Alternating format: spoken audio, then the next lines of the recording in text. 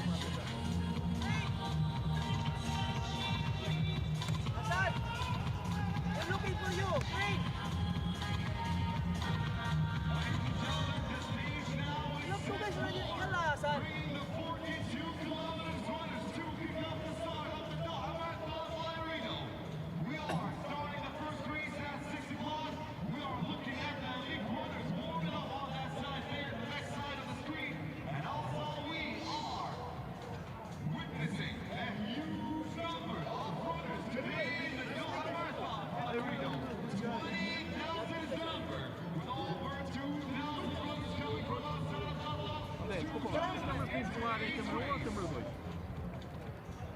Ah, sou a 2? Ah, ok. Pronto, tranquilo, obrigado.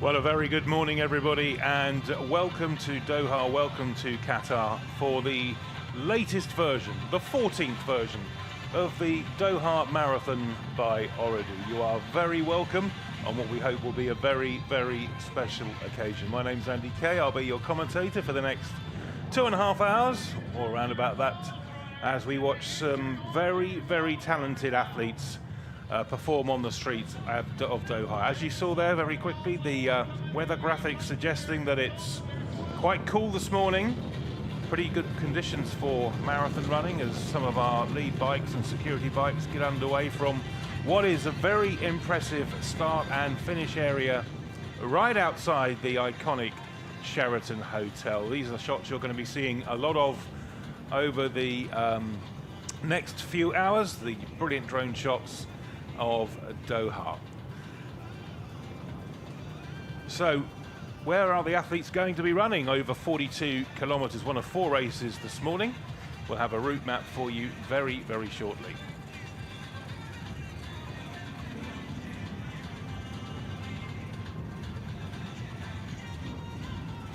Welcome to Doha Marathon by Ooredoo 2026. Let us take you on a tour of the 42-kilometer race course. The marathon will start next to the Sheraton Hotel Park and head towards the Corniche, passing through Al Dafna Park, the Arches Monument in Al Bida Park, and the Amiri Diwan along the Doha Corniche. It will then turn right near to the Pearl Monument onto Hamad Al Kabir Street and right again alongside Souk Waqif. The course will take a left and then a right onto Al Rayyan Road, passing by Msherib downtown Doha. The course will then turn right into Al Diwan Street, where you will pass by the Amiri Diwan before turning left into the Red Street, which stretches along Al Bida Street. Along the way, you will pass the Khalifa International Tennis and Squash Complex, reaching the Tornado Tower. At this point, runners will make a 180-degree turn back to Al Bida Street and the Red Street, passing the Amiri Diwan, Msherib Downtown, and Souk Waqif. Before returning to Hamad Al Kabir Street, the course will then turn left into the Corniche, heading towards the street just before the Sheraton Park intersection.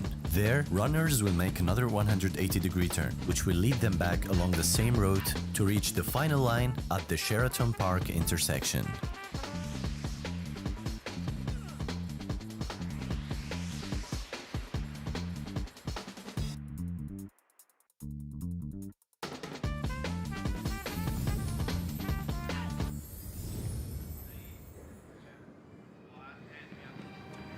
So as you can see, it's a very, very cleverly constructed course.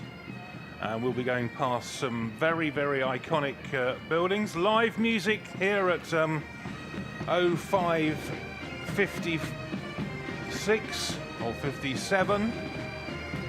And some of the elite male athletes just beginning to get themselves together before they head off on this run. We had a press conference yesterday where we met a number of the elite athletes from both the men's and women's races, and of course there is one name at the top of the men's list that tends to dominate, and that is Tamarat Tola of Ethiopia, the reigning Olympic champion from Paris. It's a great coup for Doha to get Tola here this year. Well done to the organisers, and let's hope the Olympic champion puts up a very, very good showing. But he'll have some stiff competition. We'll be going through some of the names a little bit later on this morning. As mentioned, as well as the elite race, we have a number of other runners, of course, hundreds of others who've entered. Some of the 20,000 who'll be running the 42 kilometres. We have a half marathon, a 10K and a 5K. And we have 5,000 more athletes here in Doha than we did just 1 year ago. So the Doha Marathon continues to climb in excellence and opportunity for people from all around the world. There are 160 countries represented here in Doha this morning. So it's becoming more and more popular, and the organisers are very keen for it to grow, both as an elite sport and a mass participation sport. This was sold out weeks ago. They reckon they could have sold another 5,000 tickets very, very easily indeed. Scenes down there on the start line. It's a joint start, of course, the men's and women's race starting together. There's Tigis Germa. She was at our press conference yesterday, along with Malibet Siga. Germa is the fastest woman in the field. She says she doesn't feel any pressure by that. She's out here, though, to put on a show. She says training has gone pretty well. And she was relatively confident, speaking in her own language at yesterday's press conference through an interpreter, that she would put in a decent performance here. But let's not forget that Sega was second here last year, so she's got a bit of Doha experience. We are getting closer to the start. Under 5 minutes to go now.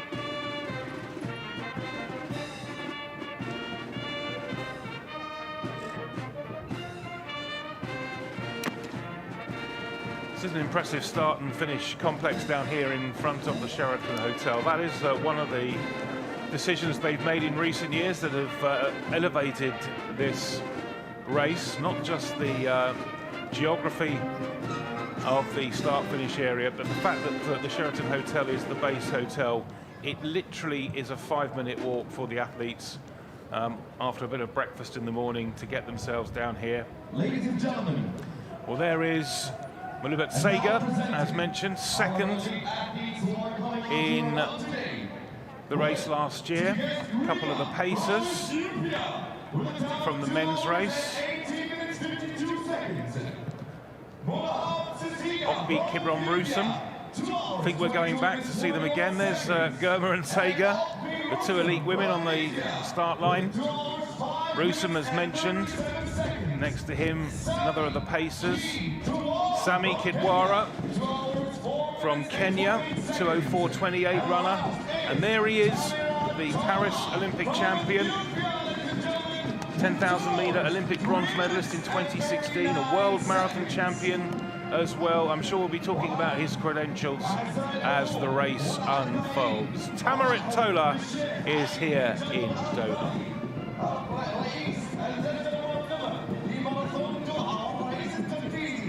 Again, was a confident man at the press conference yesterday. Athletes walking forward. We're still a few minutes away, I think, from the start of the race. But we have amazing conditions. Certainly not hot. It's fresh, I would say. Most of the race officials are walking around with tracksuit tops on. We even had a spot of rain in Doha yesterday. Those of you who've been to Qatar will know that that's a little unusual. Not all that common for visitors from the UK, such as myself, to experience the wet weather. But mercifully that has passed. And now we just wait for the start. We're a couple of minutes away. Got through those introductions quite quickly, probably a little too quickly for our colleagues. But I think we're going to go for a 6-sharp start. The 14th version of the Doha Marathon by Ooredoo. And as mentioned, this will be the first of 4 races. We have a 21k half marathon a little bit later on this morning. We have a 10k and a 5k. That all gets a bit interesting when the athletes are out on the same course, but obviously the TV cameras will follow our elite athletes as the rest of the marathon field bunches up behind our elites down on the start line outside the Sheraton complex. Getting close to race time.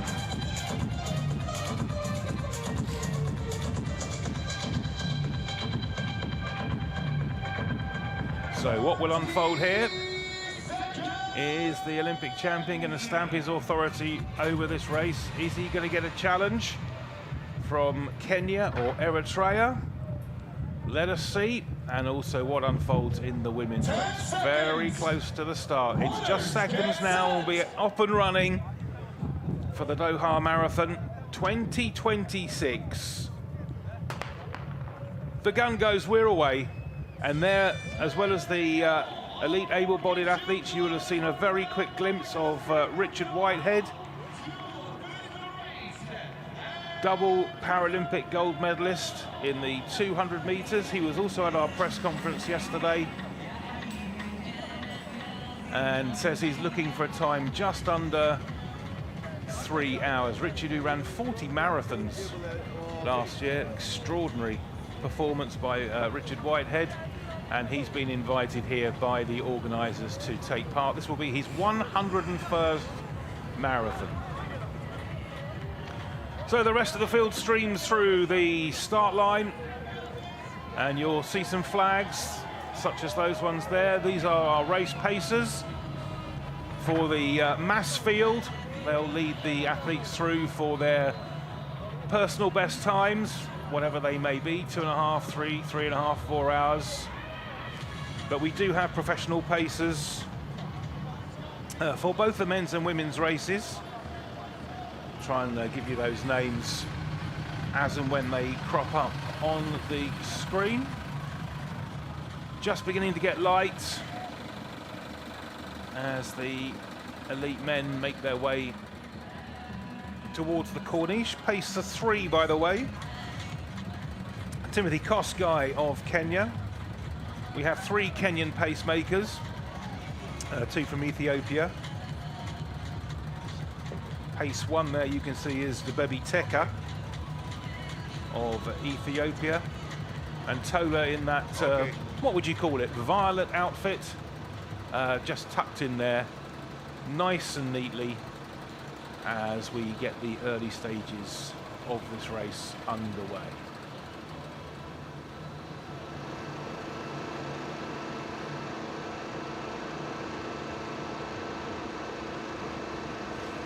So what else can we tell about you about Tamarit Tola? His personal best 2:03.39.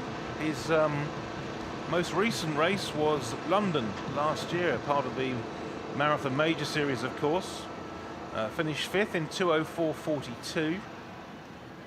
He does have pedigree in those Marathon Majors, winning in New York in 2023. He was 2nd in London the same year.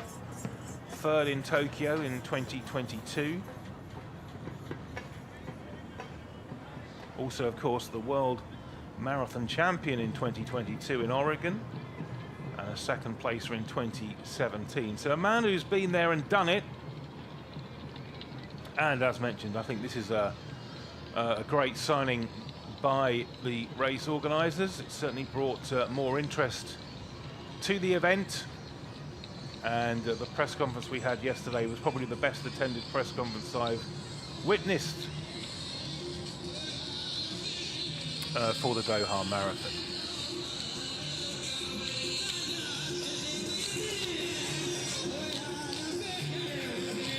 So who are we expecting some of the threats to come from in this men's race? Well, 2nd fastest here, 2:04.28, is Sami Kitwara.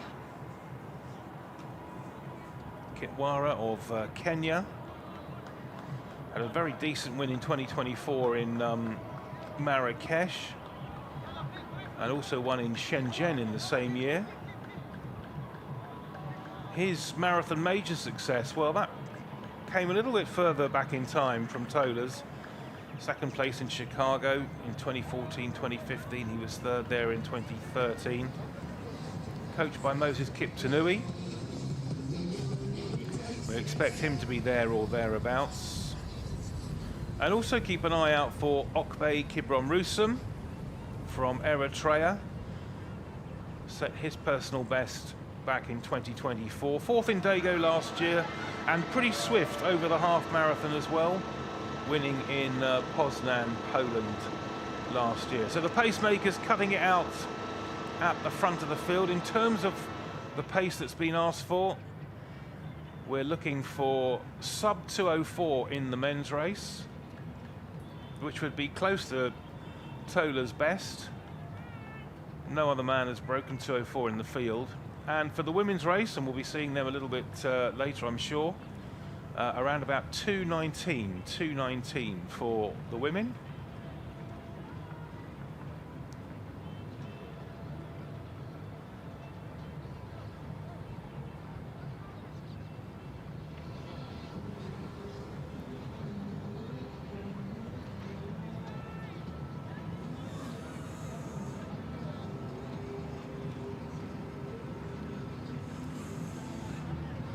and we'll be trying to give you an idea of what sort of pace they're running as we get the 5K splits.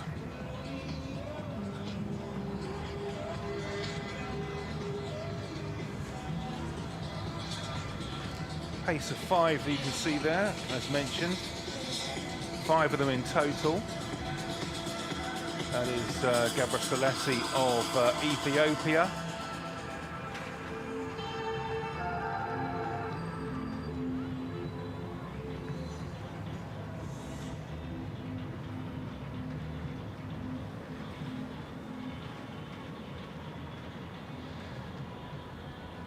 One of our lead cars.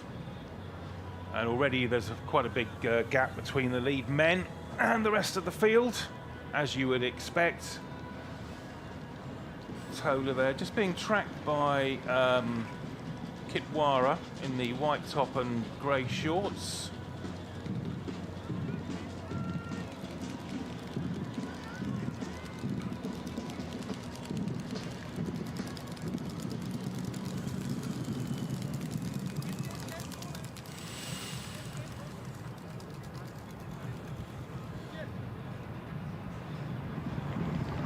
Lighter by the second as they run down towards the Corniche. They'll have the sea on their left as they go out and the sea on the right as they come back.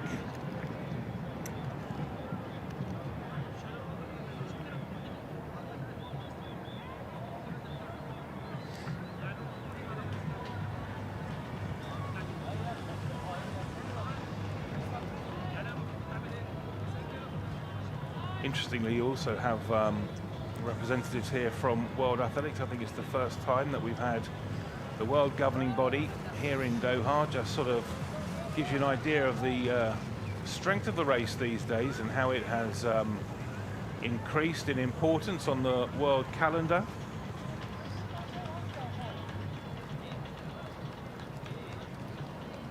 This is the route many of us will be taking back to the airport a little bit later today after what has been a whistle-stop tour for some of us. Race organisers have been here for a couple of weeks now. Congratulations to Spencer Barden of the UK and John Nabani from the USA and their very strong elite team who do a wonderful job here in Doha working with the LOC.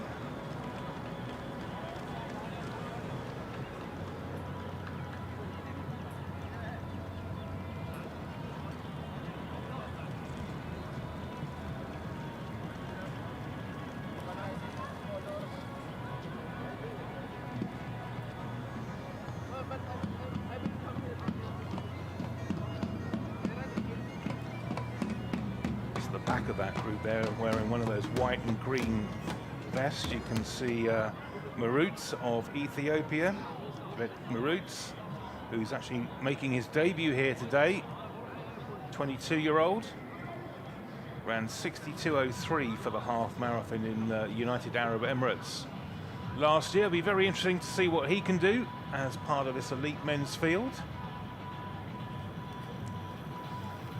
And on the right, you can see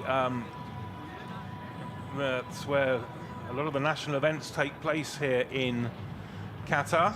In fact, that was where I think it was the 12th version of the Doha Marathon. The start-finish line was staged right here as the athletes run past the seating at this iconic national stadium.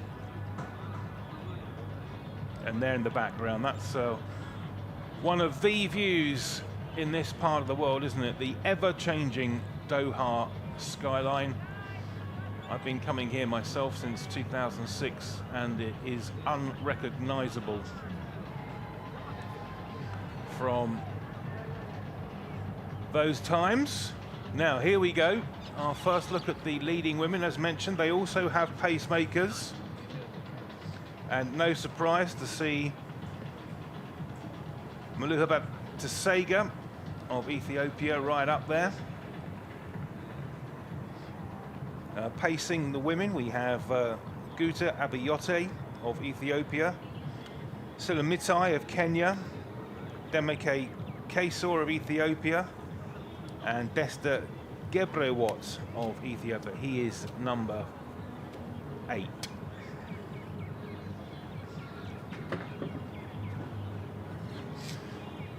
So back with the leading men, we're 10 minutes in.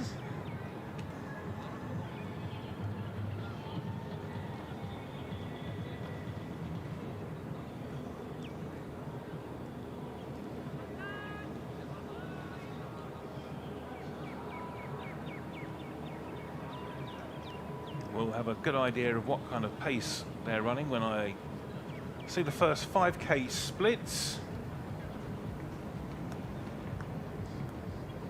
But it's quite a big leading group for men. One or two athletes who don't have a name, they just have a number. So athletes who potentially were not expected to be in that leading field. There's Rusum of Eritrea, just in the sort of yellowish vest behind number 376. Tokyo Olympian. A man who was 28 years old on New Year's Day. That will be the 25-kilometre point on the second lap.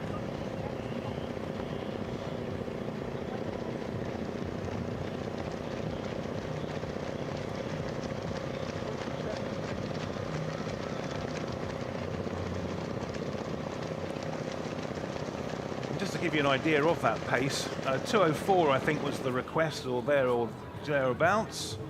So at 5 kilometres we should be looking for around about 14:42 at 5 kilometres. And if we're anywhere close to that, that should give us a good indication that we're on for a fast time here in Doha this morning.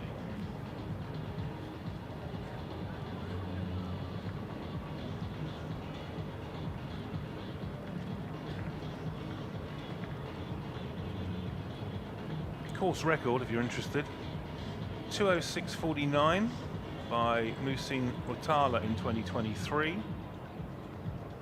For the women, 2:20.46. Same year, Meseret Belete.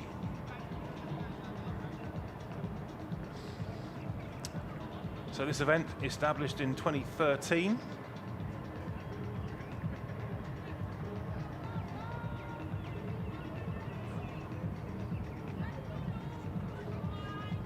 What a sight that is.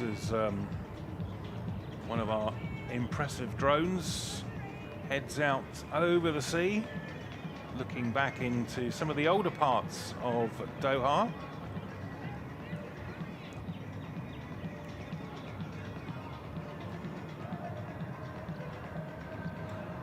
Albida Park on the right-hand side.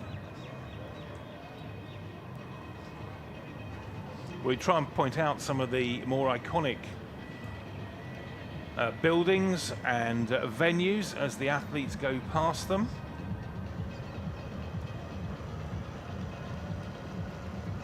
Just on the back of that group there, just running past the camera now, is Bailu Yehinlu of Ethiopia. He was also a second placer in Doha last year. We have both second placers back. He finished 8 seconds behind Ezra Tanui. Set his personal best of 2:06.22 in Seoul in 2024.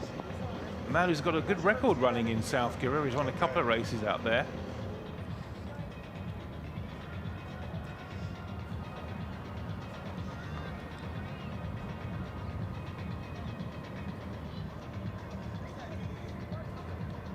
Also just caught a glimpse of Boki Dariba of Ethiopia, a man who has a 2:07.13 time. Ethiopian 5,000 metre champion in 2022 at the age of 18, and a world under-20 bronze medalist. Going past one of my favourite places now, if you ever get the chance to go shopping here in Doha, go to the souk. I still have my excellent watch running after 15 years. You can get everything you would ever need in the souk. It's well worth a visit, and you can stop off for a very nice cup of tea as well. one of the drink stations. This is normally carnage, and no surprise that our first one, it is exactly that, but luckily everybody on their feet. But interesting how much time can be won or lost at those drink stations.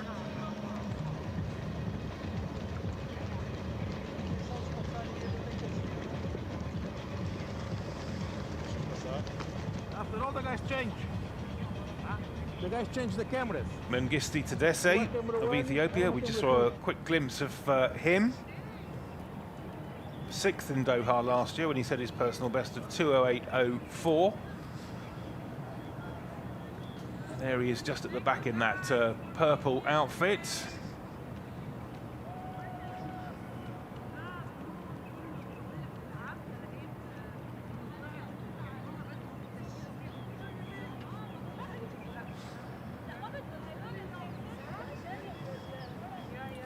So sweeping left turn as we head towards 17 minutes. And that leading group still looking pretty strong. And again, just look at the background. It's pretty amazing sights here in the capital of Qatar.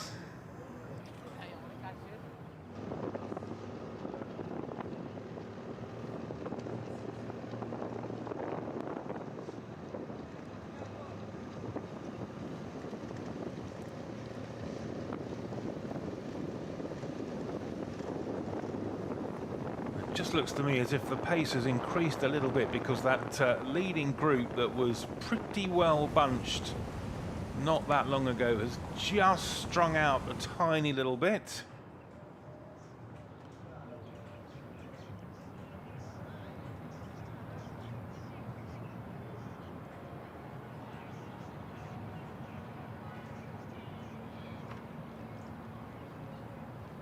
Hopefully we'll be speaking to some of the people who make this event work as they come and pay a visit to the TV commentary booth. So you'll get a rest from my voice, hopefully for a few minutes across the next 2 hours or so,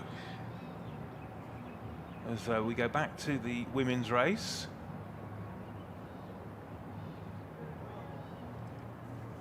A few names we haven't mentioned in that one. Roman Gidai of Ethiopia. 25-22 runner, that was set in December 24 when winning in Guangzhou.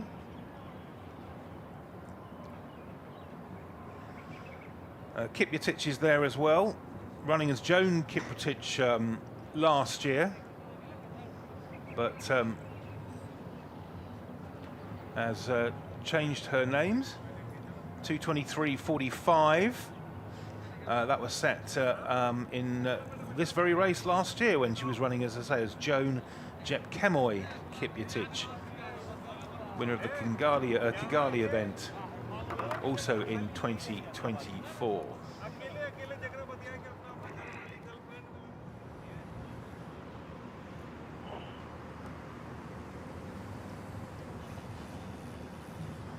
So we're about to tick through 19 minutes.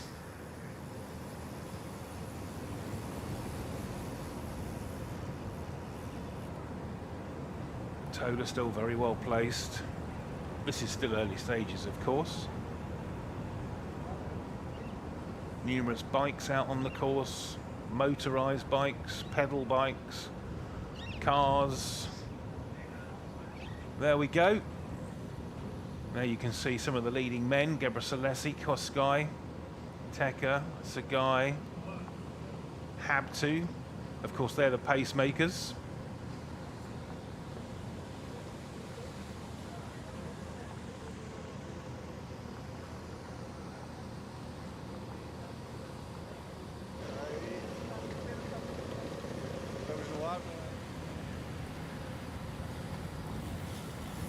Always wondered what it would be like to ride on the back of one of those bikes as a cameraman. It must be hard for the actual rider himself to keep the pace, make sure there's enough space between the bike and the athletes, but they always seem to do it. So we tick over 20 minutes here in Doha at this 14th version of the Doha Marathon by Ooredoo.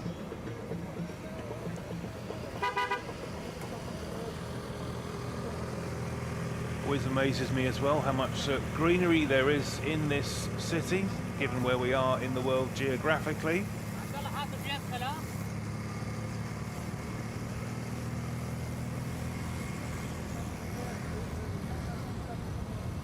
This race being broadcast around the world by Al Qas, one of the TV networks here in Doha, and it's also being shown live on their Al Qas #1 station.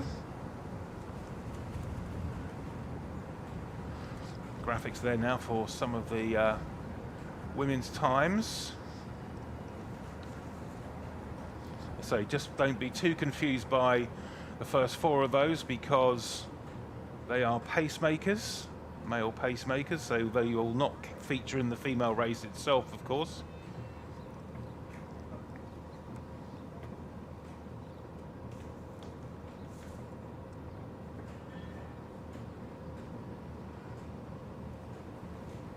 Mentioned Gidai, there she is in the white in the middle of that pack.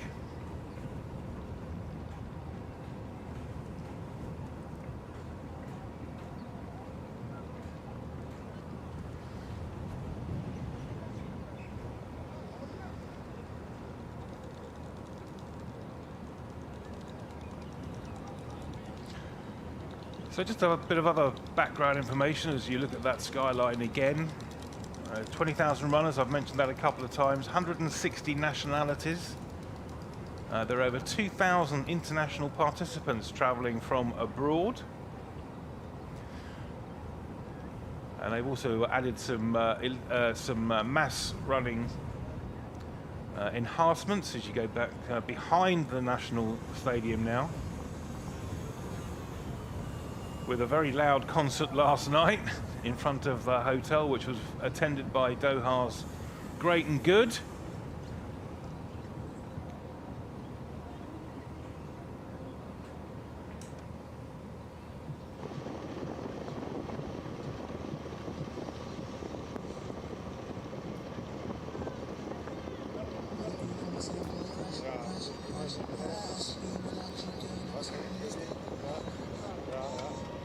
So this leading men's group looks to have settled down again. Pacemaker's doing an excellent job. There's Tola.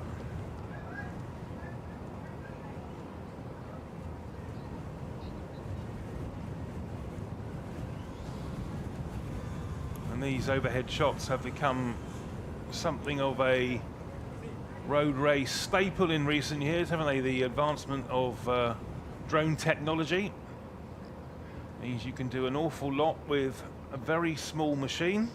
Quality of the cameras is just extraordinary. We go past another handheld water station.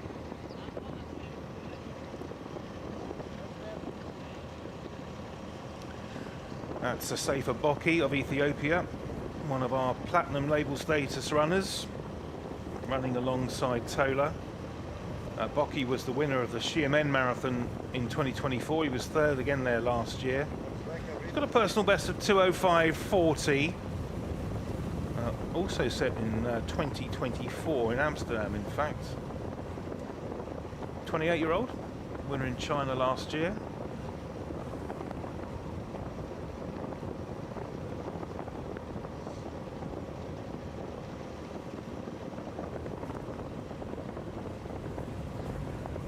So our 5 pacemakers, Teka, Segai, Kosgai, Habtu and Gabra Selassie, still all at the front of the field. You can see the leading women's group on the right-hand side as we go for the split screen. Probably a good time to say thanks to all of our television colleagues who have built a very impressive complex here and are providing these incredibly good quality pictures from around the course. Does look good. It's 25 minutes old. Now we go back to the single screen and the leading group of the men. Marut's there just on the left-hand side as you looked at it of that group.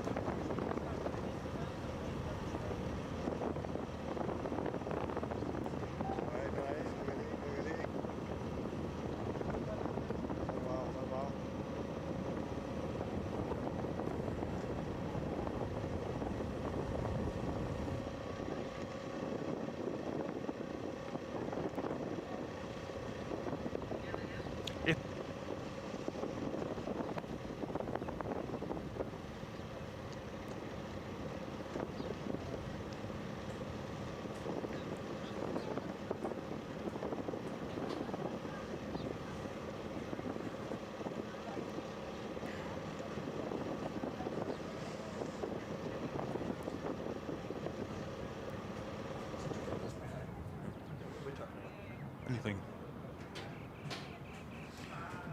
So as mentioned, every now and again, somebody makes their way into the television commentary box, thinking they're getting an easy ride and watching a bit of telly, but you don't get an easy ride at the Doha Marathon when you walk into this box. As super agent and one of our race organisers, Robert Wagner, has just found out to his cost, because Robert is now sitting next to me. Robert, good morning. Good morning, sir. Good morning, ladies and gentlemen at home. What do you make of things so far? This is an impressive start, isn't it, to 2026? The skyline of Doha is just fascinating. Whenever you come here, you always have to wonder. I'm coming here since 1996, when there was absolutely nothing at West Bay. Now, every time you come, there's one or two more buildings. Doha has developed so much. Qatar has developed so much. And I'm sure you can all see the drone shots. You see what kind of fascinating city that is. How have you found the growth of the race in the years that you've been doing it? It has been a development. In the beginning of the race and of the marathon, we had the finish line in a different location. Remember, there was World Championships, World Athletics, World Championships here in 2019 in Doha, where we had the start and the finish line right on the corniche. In previous shots, you saw there was stands built, and the first marathon we had here, the start and the finish line was on those stands, and there was actually a crowd there. And I remember when we had the marathon here in 2019, that was absolutely incredible. The background, the water in the back, the drone shots, the city, the skyline of West Bay. It just always gives you something to come here to Doha. There's always something to look at. You work with elite athletes, you have done for many, many years. Getting the Olympic champion to this race is a little bit of a coup, isn't it? That tells you something. It tells you something how the reputation of this marathon has grown in the past few years, that the Olympic champion has actually asked to come here a few months ago. He knows the course is very fast. He knows it is ideal conditions at 6 o'clock in the morning here in Doha. The temperature is perfect. There's absolutely zero wind out there when you go out there and see. So this is all made for a fast race, and anybody who is in shape can run a super fast time here in Doha. Well, it's certainly come on in leaps and bounds. Just make sure we haven't lost anybody from that leading group while we've been chatting, but I think they're all still there or thereabouts. Our pacemakers, as I say, doing an excellent job. But again, this is just a little thing I've noticed over the years, but you know, that group of elite men, sort of 3 years ago it was 5 or 6, a couple of years ago it was 7 or 8, and now we've got, you know, I don't know how many are in there, probably 18 or so, including our pacemakers. It's the quality of the athletes as well. The depth in the quality has increased a lot. As you can see, there's people now with personal best times has increased so much, and there's so many more of that, which is all made for a fast race. Whenever you get people together who have a very fast time together, they push each other, and that automatically is good for the race. And as you can see, we have the leading group at 10K. How many people are still there? That tells you how much depth is in this field. And at this moment, you can't really tell what's going on. No. Again, we've just gone past one of those drink stations. I always just hold my breath when we go past those, because they're not easy to navigate. Obviously, you come there as a runner. It must be difficult because they have all their bottles standing there looking for their bottles. It is very confusing. And I'm always amazed that nothing ever happens there. These kids go get their bottles and keep running. Those are amazing scenarios, and I do not know how. Actually, I don't know how they do it. Running in that speed, finding their bottle, and there's 20 of them in the leading group. It gives you an idea how many bottles are standing there, and you find. And the labels on those bottles are not very big, so they must really know what they're doing. I do remember an athlete falling in London. West Bay now, it is fantastic. Indeed, it is. Just look at that, as Robert was saying. And as I mentioned before the race started, this skyline changes on a probably monthly basis, let alone yearly basis. But there was an athlete I remember who fell in London a couple of years ago, who went on to win. I can't remember her name, unfortunately, but that was a little moment of London Marathon history that everybody took a sharp intake of breath around. So again, congratulations to all of our volunteers who are doing a super job out there on the bikes, marshalling the athletes. This is the Tornado Tower. Haven't been in the Tornado. Have you been at the Tornado Tower?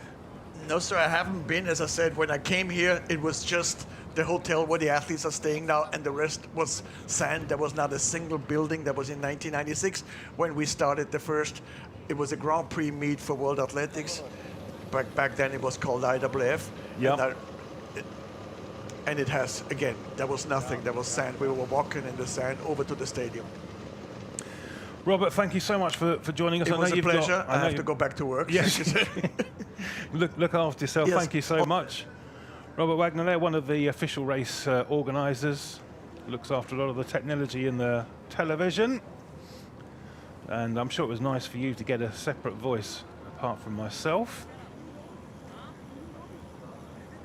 Another of these amazing overhead shots of our leading men. We're just ticking past the 32-minute mark.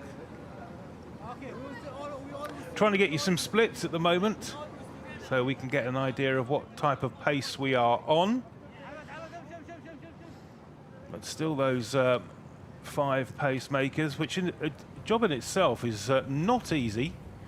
You'll see them check their watches very, very regularly to make sure that they're not going too slowly or they're not pulling away too fast from the rest of the field. And there does look like there's been a development in the women's race. When we get a head-on shot, we'll be able to give you an idea of exactly what's happened there and whether that's 2 pacemakers or whether that's perhaps 2 elite athletes. Not 100% sure at the moment. We'll give you that information as soon as we can.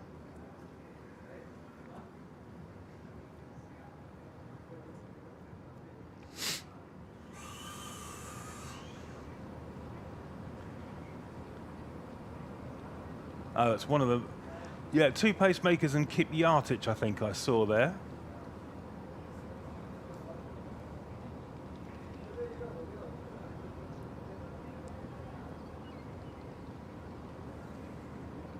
Germa still in the main pack.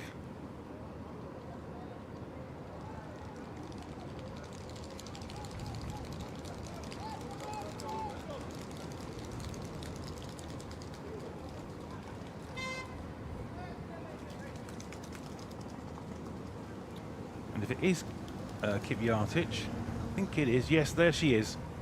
Amana Mercy Kip Yartich, known last year as Joan Chemkemboy Kip Yartich. And she has made a little break with those leading 2 pacemakers. You can see Gidai in the background, Germa still there. But our first significant action in that women's race, and it's the woman who finished 2nd here last year.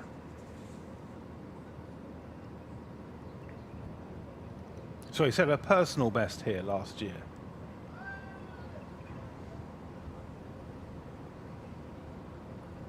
So back we go to our leading men.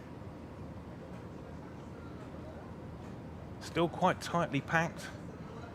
5 pacemakers at the front, then how many? 1, 2, 3, 4, 5, 6, 7, 8, 9, 10. Looks to be about a dozen or so of them as we go past 35 minutes.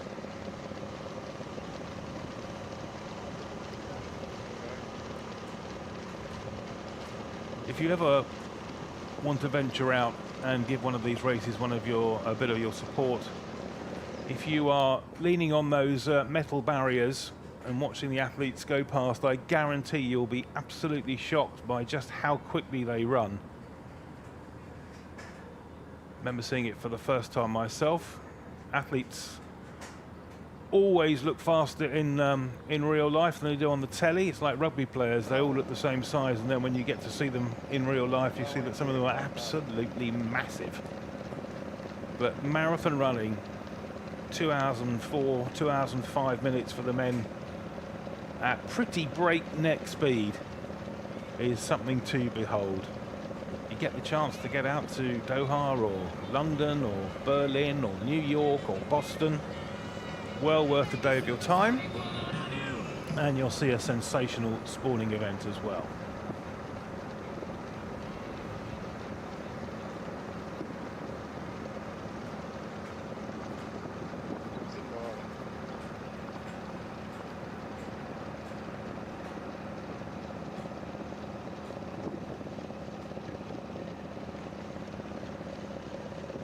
This race is a gold label race for the 3rd consecutive year, ranked among the top 25 marathons worldwide.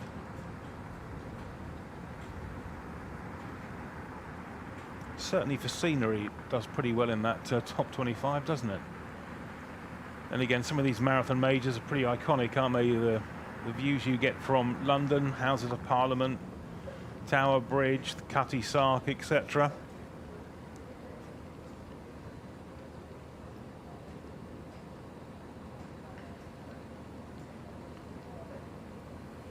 Well, our leading men and the big names within that leading men all look to be there or thereabouts.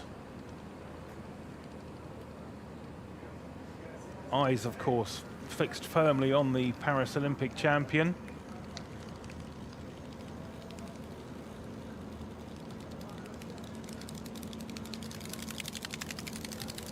Well, that break not overly significant, you would say, and it looks like the chasing pack in that women's race looked to have made up a bit of the ground on Kipyatic.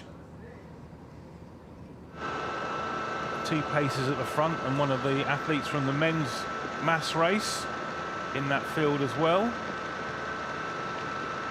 And there's what, 5 or 10 meters between Kipyatic and the next set of pacemakers.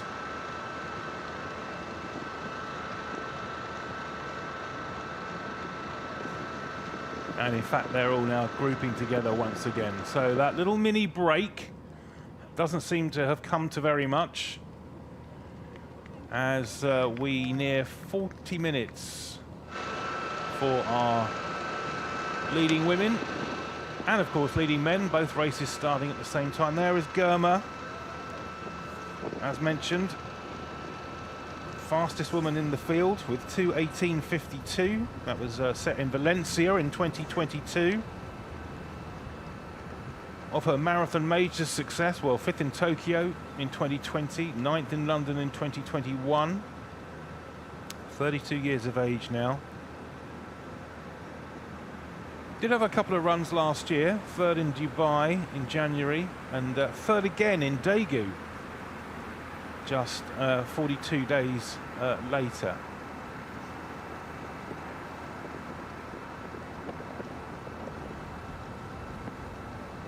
It was nice to have Girma and Sagai at the elite press conference yesterday.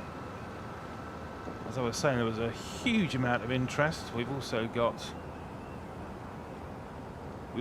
some of our international runners to come along as well. A big team from Turkey were there.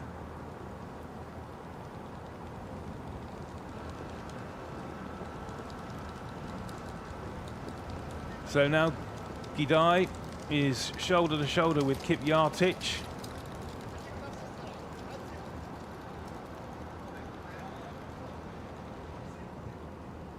And the traffic lights are flashing orange, but the race is all green for our leading men.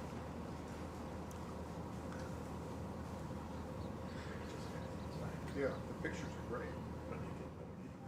We have no time, we have nothing.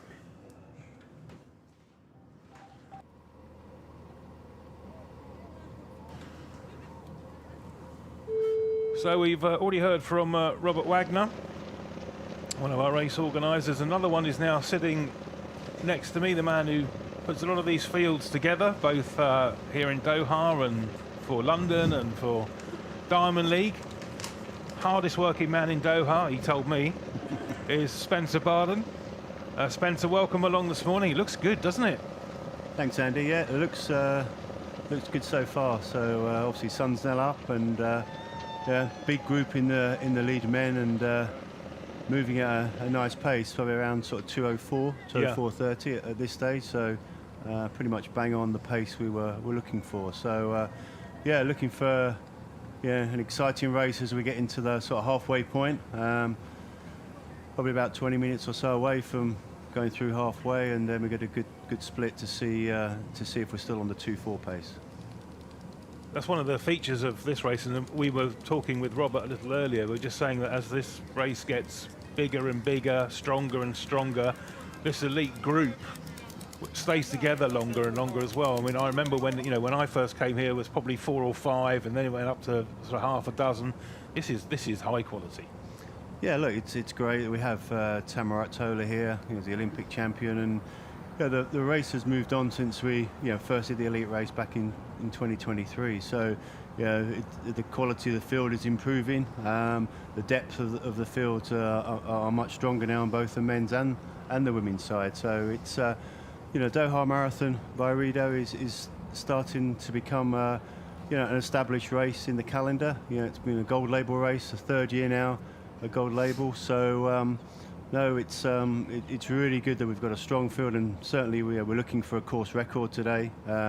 Course record stands since 2023 in the first edition of the elite field. And I think we've got such a good group working together.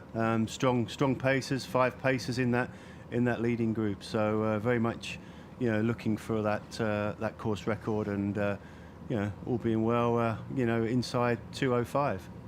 That would be good as we go to our split screen again. Let's talk about the women as well. You were at the press conference yesterday, and we had Germa and Segai there. They were both impressive, talking in their own language. But you do get much better answers if you make the athletes feel at home and you put an interpreter there. They were really relaxed. But I was quite impressed that and this is not wishing to be a very stereotypical sweeping statement, but long distance runners from that part of the world can be quite timid sometimes, but they were really strong and very forceful, and they were saying, look, I'm here to win. I'm here to put on a show. Yeah, I think you're right. It's they're much more comfortable in that environment when you have a press conference. If they have the opportunity to hear questions and answer questions in sort of their local tongue. So it's good. They were quite animated. We had a great press conference yesterday with the elite field, and no, I think we've got a strong women's race. Tigis Germa, she's run World Marathon Majors before, so she's been in Dubai and finished 3rd in Dubai. So she's a strong athlete, 2:18.52 personal best, and she's very much looking to run inside 2:20 today. That was her intention, and at the moment, again, it's a slightly smaller field on the women's side, but still a strong field. A good pacing support. Obviously, they've got the male pacers, which obviously helps them. So that means they'll be able to go much further into the race, which in the past we've had some of the male pacers go all the way pretty much to the finish line. So again, I think we've got that sort of nice pack together at the moment, working together, and it'll be interesting to see what they go through the halfway split in. Well, I think I just saw the 15K marker actually, Spencer, and we would expect them to go through in around 44:05. I think they may have been a few seconds behind that, but we're looking close to 2:04. Yeah, very much so. We're looking, early stages, of course, yet, but very much they set out with the intent to go for 2:04, and at this stage, through 15K, very much on target for that. And what about these inverted races where, for a complete amateur such as myself, I would expect the first half to be quicker than the second, but very often it's not. Yeah, I think it depends how the elite athletes very much these days look to run negative splits or even splits. So they've gone out really strong here, and actually a bigger group than I was expecting at this stage. I thought there'd been a little bit more of a separation, especially looking at the personal best times of the leading men. Not many of those athletes have run inside 2:04, even 2:05. Just check back on one of our replays, and it was pretty much bang on 44:05, which is exactly 2:04 pace. So that's very, very encouraging.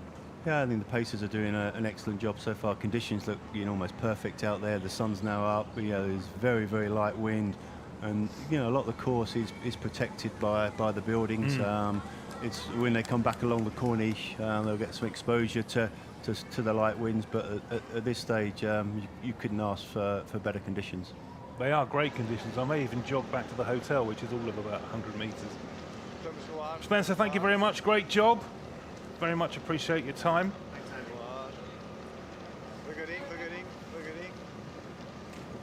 And as Spencer steps out of his seat, we're going to be joined by another one of our elite field race organisers from the USA, John Nabani. Morning, John. How you doing, Andy? Yeah, really good, really good. I was saying to Spencer and to Robert Wagner a little earlier, this is looking like a strong race for 2026 so far.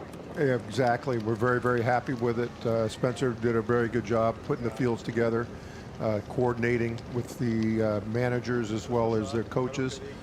They want to go at 2:04 right now through 15K. We're right on pace, which is fantastic.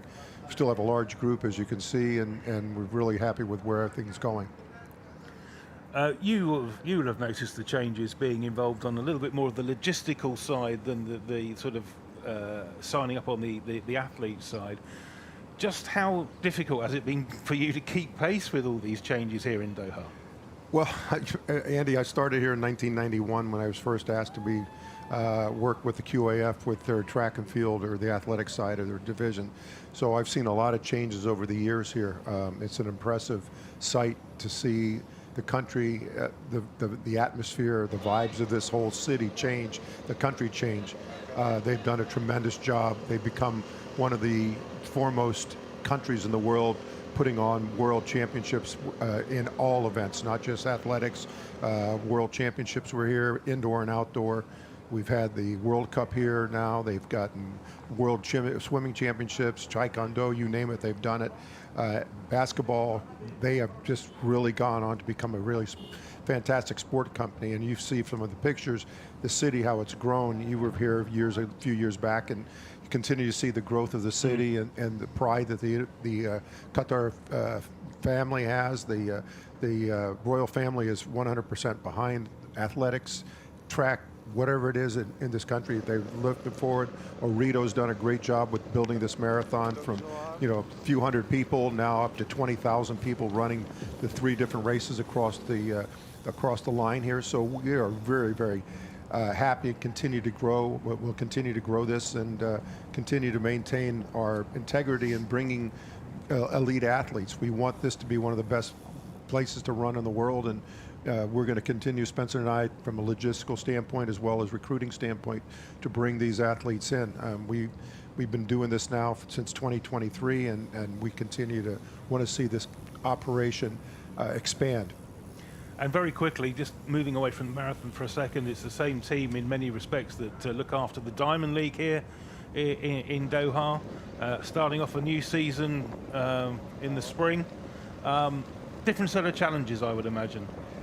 Yes, when you're dealing with, we're dealing with about 40 to 50 elite runners, pacemakers, etc. When we're dealing in the Diamond League, we deal with 200 athletes plus logistics with everybody that comes in. It's also a much bigger operation, as you well know, as you do the commentary for us at the Diamond League here in Doha. But it is an impressive facility we use. It's sold out the last 3 years now. So we're excited. We've got some great announcements coming next week on some of the initial fields. So we're happy with a lot of things that are happening. So we'll continue to grow this, and that's the most important thing. John, thank you very much for your time. You're very welcome. Keep it up, Andy. Thank you. Thanks to John Nabani, part of the elite team here in Doha. So Kip Yartich and Germa at the fore of that leading women's group. As John was saying, and Spencer too. We have much bigger leading groups this year than we've experienced in the past. Gives you an idea of the depth of the athletes, the quality of the athletes that have been signed up. Yep, Germa looking strong, Gidai there as well. De Sega in the background, just a little distance off. Here we go again, the carnage of the water station. Athletes picking up specific bottles with their own concoctions of water, juice, etc., etc. Just over the 51-minute mark.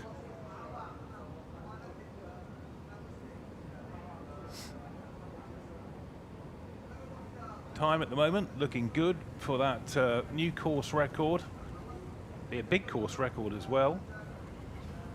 Did mention it a little bit earlier. I think it's about 2:06:49. That's what they're looking to beat. 2:06:49, set by Yassine Outala of Morocco, I seem to remember, back in 2023. There's that skyline in the background again. They run down the Corniche, this time on the reverse course, so the sea on their right. Support staff on the bikes on the left. There's the TV bike. Once again, congrats to our TV colleagues from Alcas, who are providing these excellent quality pictures. Thanks to my director, who keeps telling me where they are on the course and what to do. Thank you, my friend.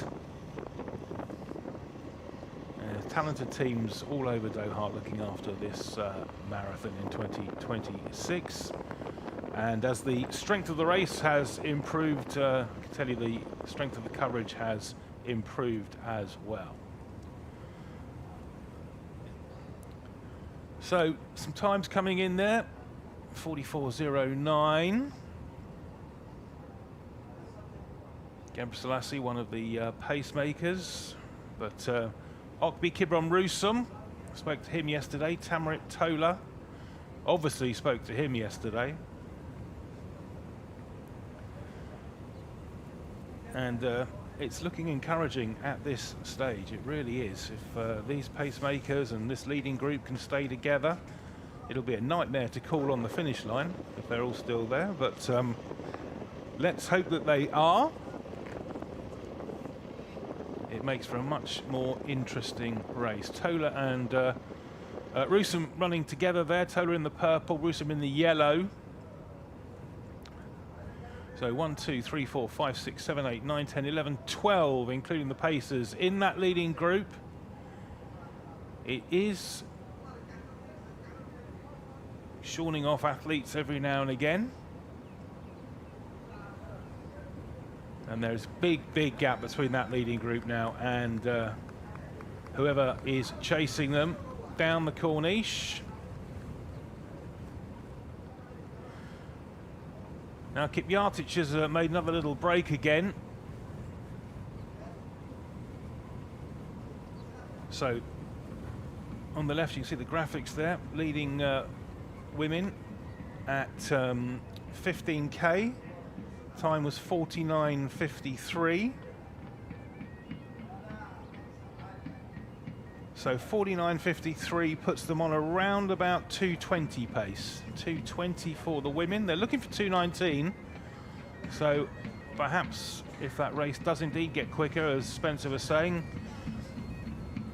inverted halves, not unusual these days. But Kipjatic, she's been in this position before. She made a mini break about 20 minutes or so ago.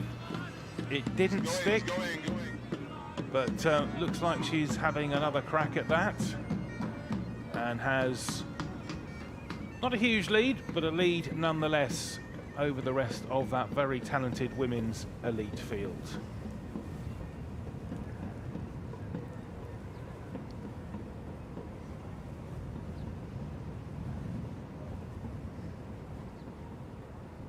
So we're coming up to the hour mark.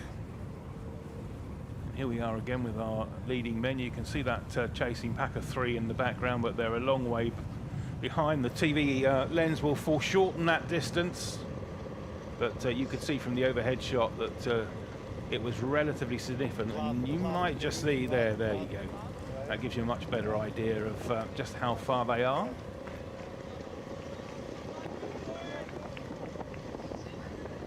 Look how fast those cyclists are having to cycle to keep up with these marathon runners. It is a sight to behold.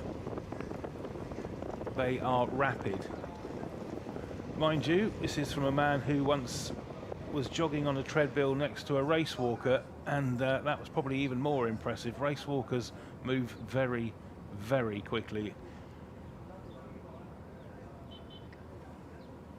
So still Tamarit Tola, well featured there. The Paris Olympic champion, the definite star of this race, but we did say at the beginning he was going to not have things all his own way, and certainly a lot of this elite field are still in with a good shout here. It is a little bit warmer than it was at 6 o'clock this morning, but still the weather, I would say, probably in the mid to high teens temperature wise. There is absolutely no wind whatsoever. Doesn't get much better than this.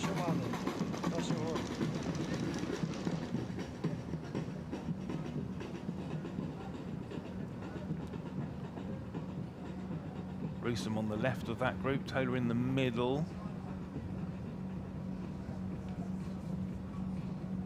Also there, Boki Dariba, sorry, of Ethiopia.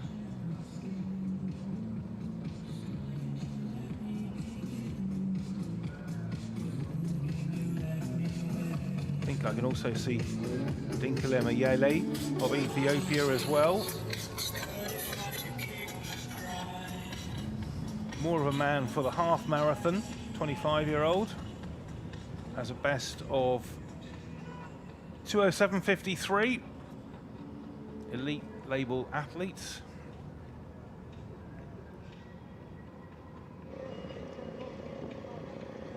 Quachi.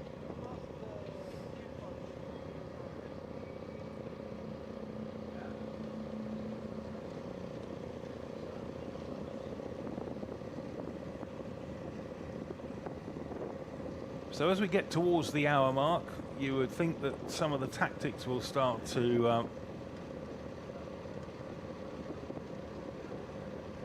be more noticeable.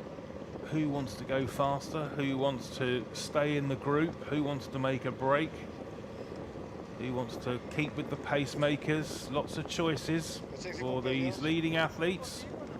This elite field here in Doha 2026. Looks like we have just 2 of the 5 pacemakers who started off at the front. That's Tsegay of Ethiopia and Gebrselassie of Ethiopia as well.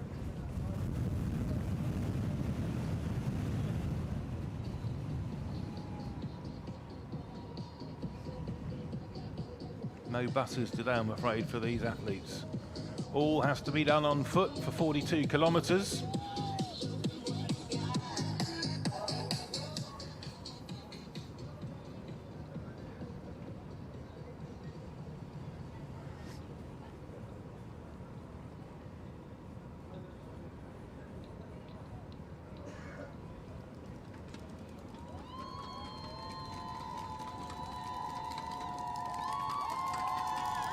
Noise level increases as they come back towards the sort of start-finish area. Dariba just giving himself a little bit more space there. You can see the Sheraton in the right-hand side of that picture, as John was saying and Robert was saying earlier when they first came here. That was pretty much the only hotel in town. Iconic hotel here in Doha, and in terms of where the start-finish area is, for these athletes, and indeed for many people coming along, it is the perfect venue. So there is the 20k times for the men, 58:57, and that puts us about 11 seconds beyond 2:04. So we're still there or thereabouts, and I do get the feeling that this group is just fragmenting a little bit. They were tightly bunched, but they're just beginning to string out a little bit, and I wonder if the pacemakers realise they've just dropped off that 2:04 pace and just picking it up again as the sun glints off these Doha skyscrapers.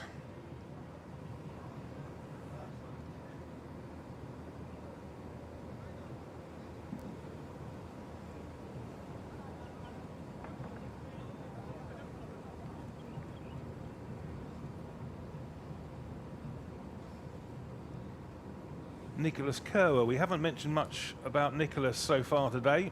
He's just at the back of that group, the tall figure at the back. Kenyan runner with a 2:05:01. Personal best set in 2021. Had some success in China. 31 years of age now.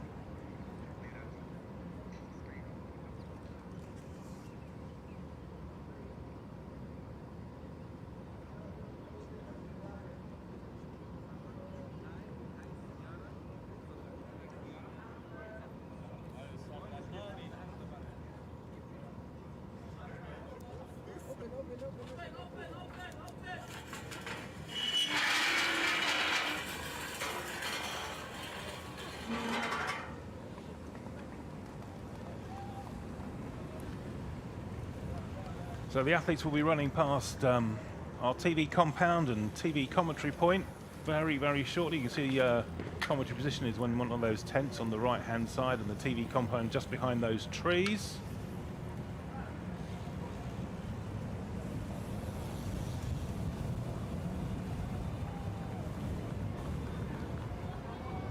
Group of 3 just behind.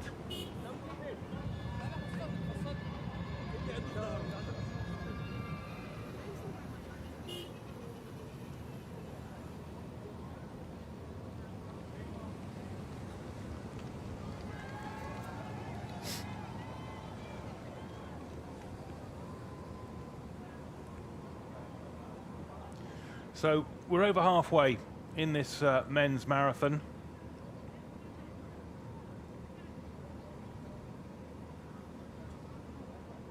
And you can see the cameraman on the left-hand side having to work very, very hard to keep up with these athletes.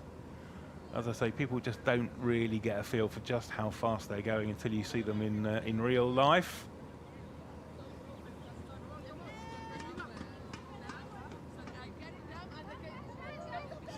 Gemra Salesi, one of the pacemakers. Deriba there, Tamrit Tola there, Boki there, Ayale there. That was just past the 21k mark, so just over the halfway point. 160 nationalities, including South Africa, are here in Doha today.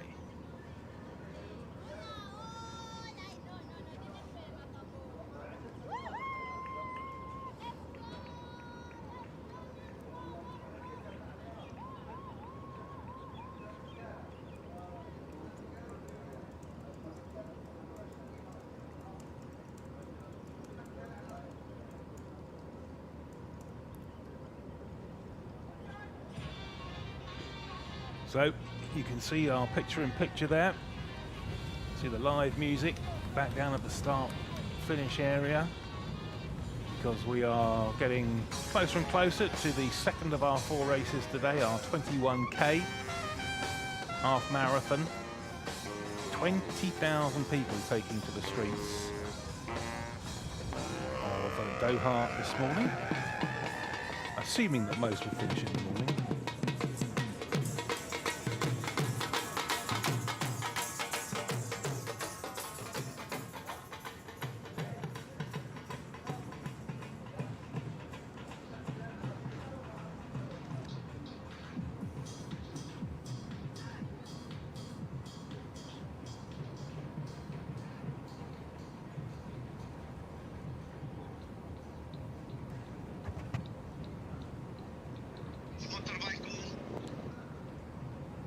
So that group is definitely beginning to thin out. We're down to just the one pacemaker now, pacemaker number 5, Gabra Selassie. And then it's Tola and Boki, Deriba, Rusum, Ayale, Yahinlu and Kerwer. That's who we've got left in this leading group. I did see one of the athletes who lost his vest, lost his bib, sorry, just stopping a little earlier.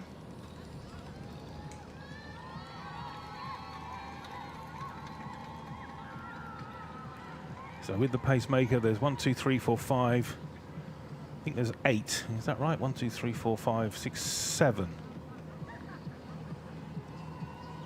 Pacemaker and 7. Once again, he just glimpses his watch. Done a pretty good job so far. Reminder that the course record is over 2:06, and we're looking for around about 2:04.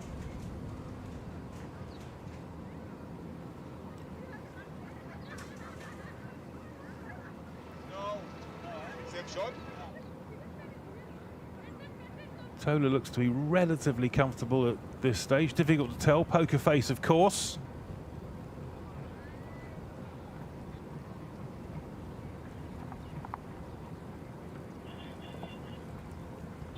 Safer Boki of Ethiopia, also looking pretty decent. 28-year-old. Won the wonderfully named Kunming Marathon in China last November.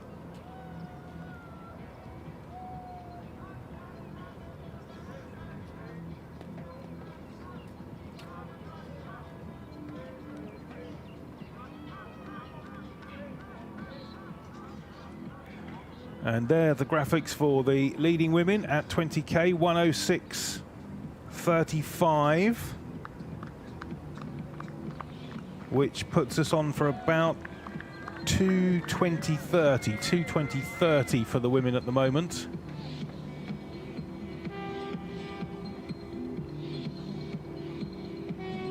And you can still see there that Kipyatich has a little bit of a lead over the rest of that group. 4 seconds indeed at the 20k mark.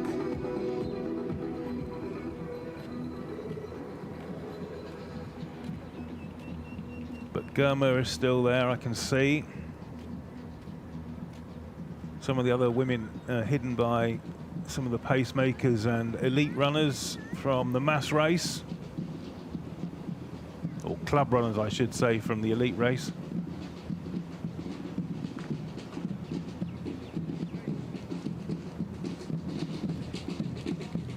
So my apologies to number 704. I can't tell you who he is, but he's on course for about 2:20 at the moment, which is no slouch, is it? Sun definitely getting stronger, though, here in Doha. We're a little bit warmer than we were when we started off at 6 o'clock this morning. Back we go to our leading men, heading out again on the corniche, see on the left.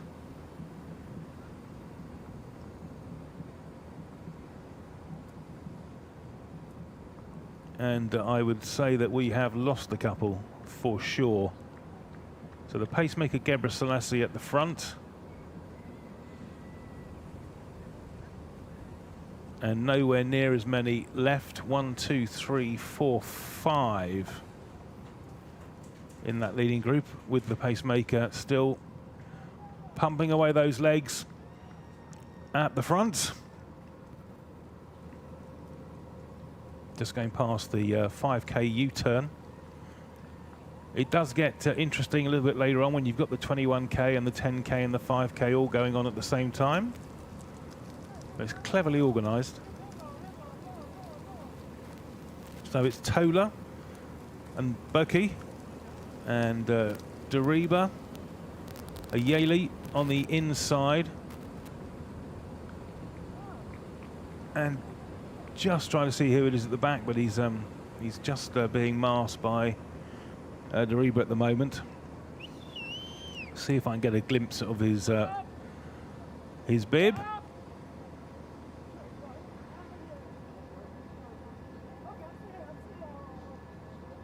Ah, it's Yahinlu. Ethiopian, 2:06.22. Man who finished second place here last year was just 8 seconds behind Ezra Tanui.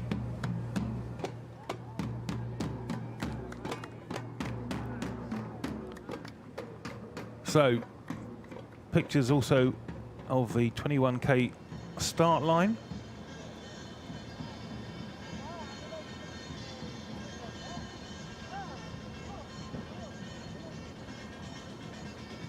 Second of our mass races. one of 4 taking place here in Doha today. They get shorter and shorter as the day goes on. There you can see that little gap that Kipyatic has managed to maintain in this leading women's group. She's had the gap for quite some time now, but it hasn't grown to unmanageable proportions for the chasing pack. Not significant, you would say, so far, as they head back out again.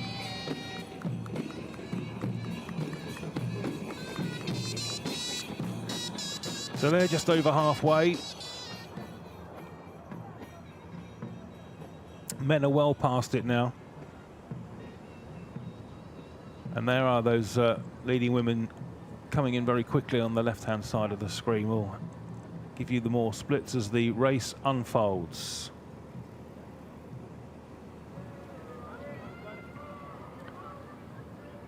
Back again. Kipyatic.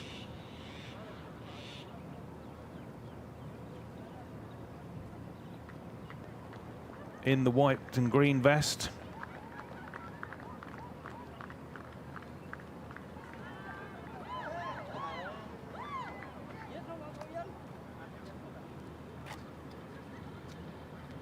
Looks like that chasing pack of women could also just be thinning out a little bit. I can see Gidai in the background there in the middle of that little group. I think I just caught a glimpse of Germa as well, wearing the white vest. But that gap has grown in the last few seconds.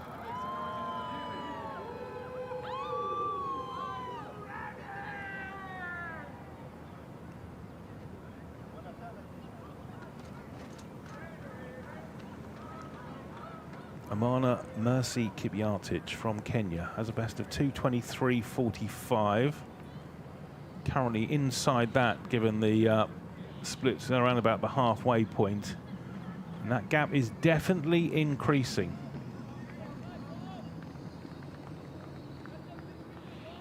There's Germa and Gidai.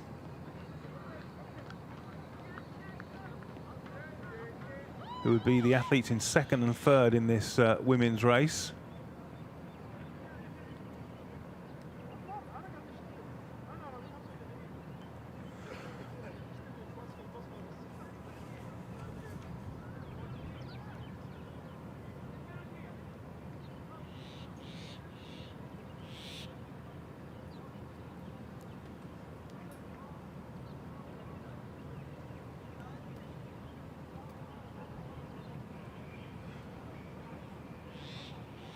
So we've lost our last pacemaker. Here are the men at 25k. The pacemaker just dipped off after that. So 25k at 1:13.36.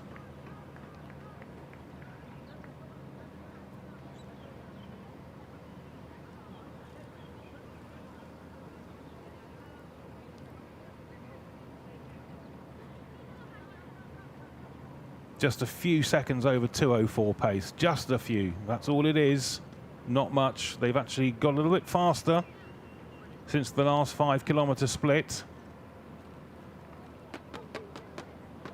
And it wasn't all that long ago that this leading group was dozens strong. It ain't no more.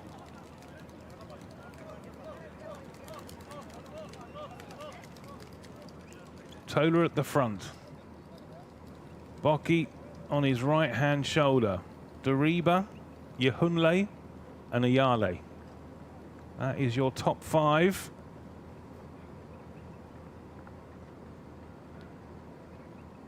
Under 50 minutes to go now in this men's marathon, if all goes well.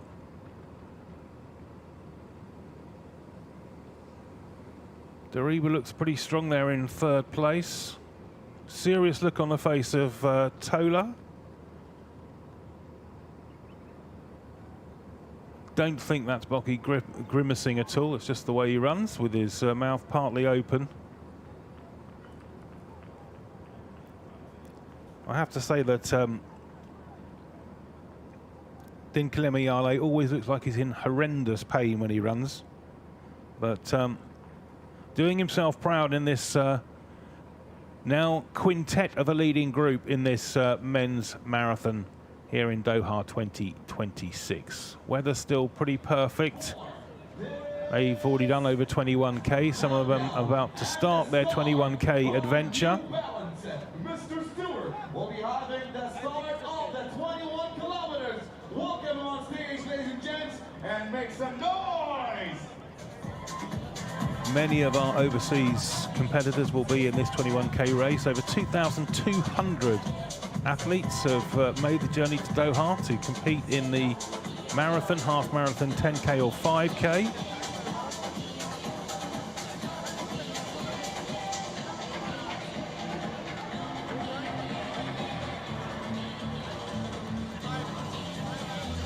See the field stretches back on that start line for some considerable distance. It's going to be very noisy as they go past us on their way out. Just a couple of minutes, I think, to go now. 7:20, the official start time of that 20k race.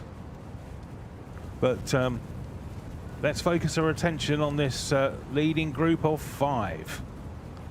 Once again, the feeding station. Little easier when there's just 5 of you, as opposed to early stages of the race when there's 20 or so.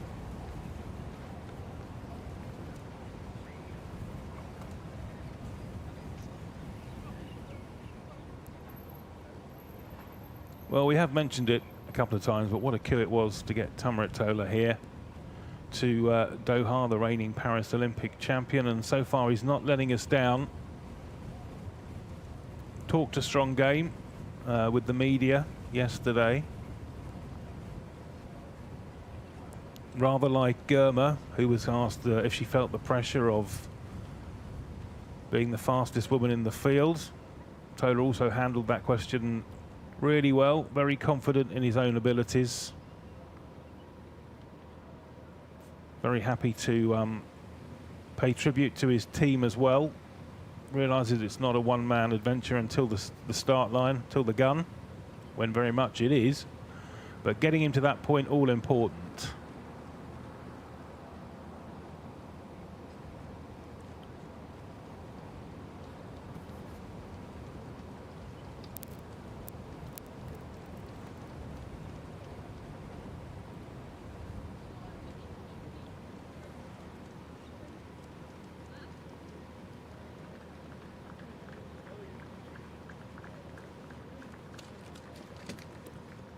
Once again, the ever-impressive, ever-changing skyline of Doha, bathed in sunshine in the background as they make another right-hander.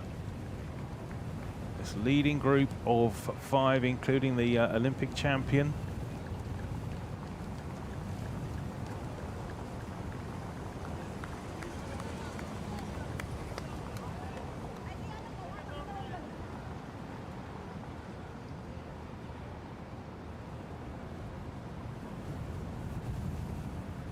World Athletics held their World Athletics Awards for 2025 just before Christmas. Let's not forget that Tola was the World Athletics out-of-stadium athlete from the 2024 year. World Athletics have changed those awards in recent years. There's now a track athlete of the year, out-of-stadium athlete of the year, field athlete of the year, and then there's an overall winner from those 3 previous champions for both genders. Mondo Duplantis, the male winner for 2025. 4, 3, 2, 1. Off go the 21kers. They're going to be roaring past our commentary box in just a matter of seconds. Their journey has started. Good luck to all of them. Good luck as well to our leading group of 5 in our Doha Marathon by Ooredoo 2026 elite race. See that look on Ayale's face just behind Tola. Always looks, as I say, to be in a little bit of pain, a little bit of agony, but just seems to be the way he gets through things. And you're not going to be up in this group if you're in too much trouble. Another sweeping right-hander.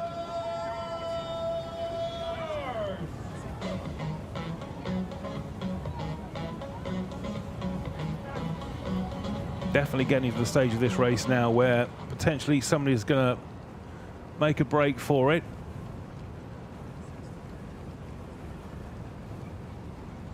Or perhaps they'll all play cat and mouse right until the end and we'll have a 200-meter burn up to the line.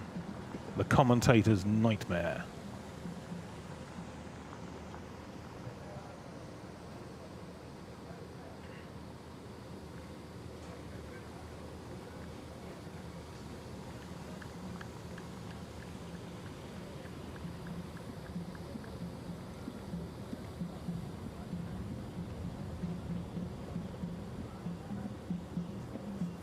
Well, they go round this roundabout 4 times, I think, in total.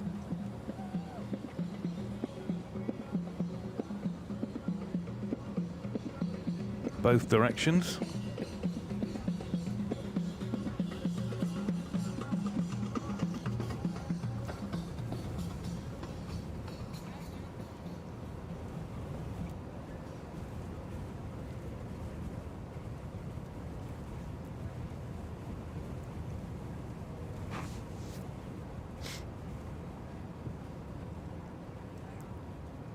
Coming up to 1 hour 23.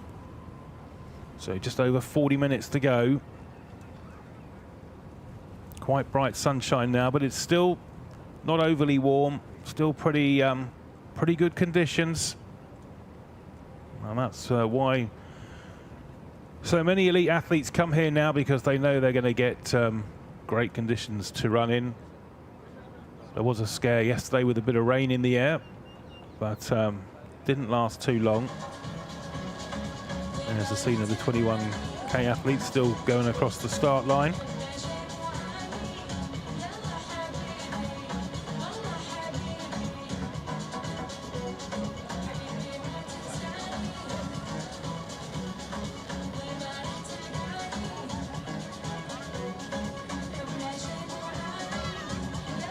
Deriba is the taller athlete in that group, wearing the white and green vest, just checking his watch there. Mentioned he was 21 years of age, but didn't tell you that he's very, very quick at half marathons. Ran 60.1 for the half marathon, 60 minutes 10 seconds. World Under 20 bronze medalist at cross country. Back we go to the women. And it looks like we're in a bit of a holding pattern here, doesn't it? With Kipyatic happy to run behind one of our pacemakers. So 25k for the women was 1:23.23. And they have slowed down a little bit. We are edging closer to around about 2:21 for the women. We're hoping for 2:19.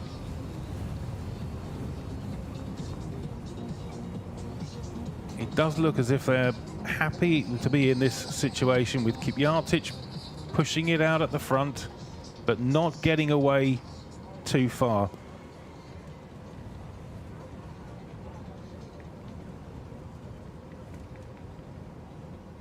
And if you are wondering, yes, it is the same Kipyatic that ran last year. She has changed her name, though. She now runs as Amana Mercy Kipyatic. Was running as Joan Jepkemboy Kipyatic last year.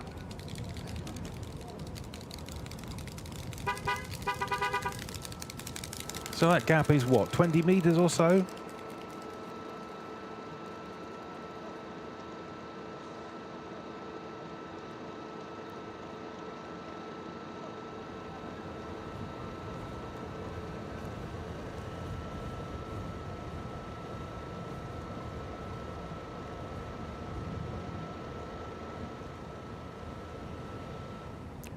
Looks like there's still a couple of pacemakers in that second group, and one of the athletes from the elite race, one of the club runners.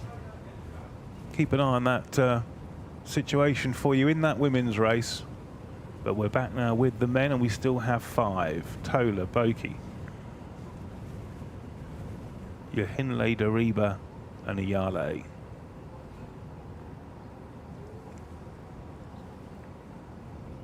Yohinlu's been here before, of course, second placer last year.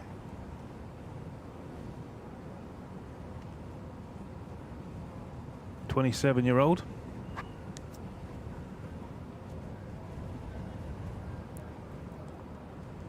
Just a slight grimace on his face.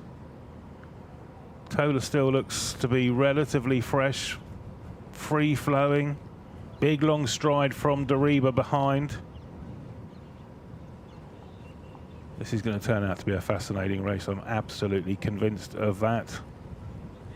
Don't think we've been in this position before. We're coming up to an hour and a half that we've had 5 elites still battling it out of the front of the men's race.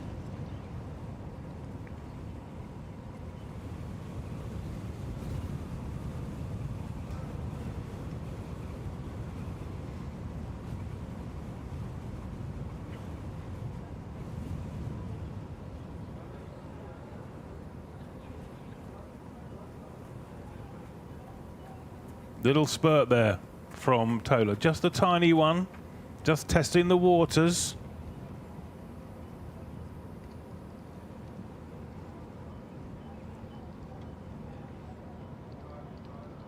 Check of the watch from Yohinlu.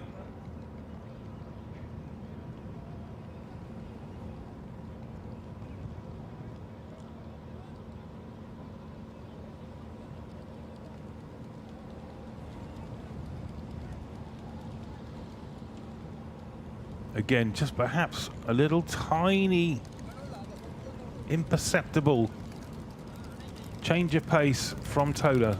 Nothing huge, but just every now and again, just seems to put his foot down a touch. Had somebody on his shoulder for most of the race, now deciding to head things up on his own. Will this develop? Will he make a break for it? Questions to be answered in the next 40 minutes or so here in Doha.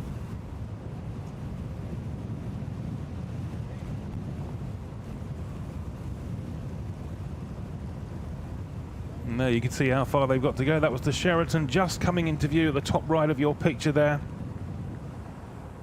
That's how far they've got to get to.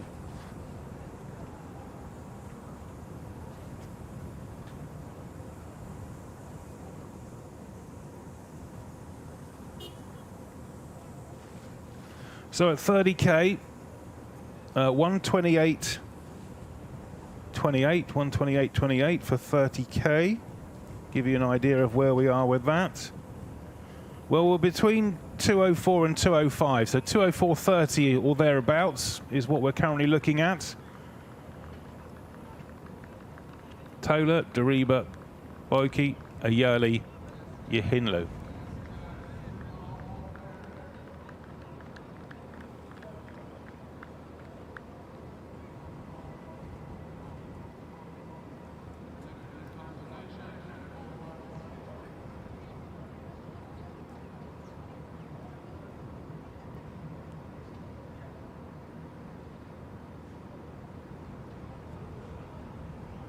Slightly more leisurely pace of some of the athletes in the background there, completing their marathon adventure. Always good to just do it at your own pace, make sure you get across the line, whatever time that is. Always an achievement to say you finished a marathon.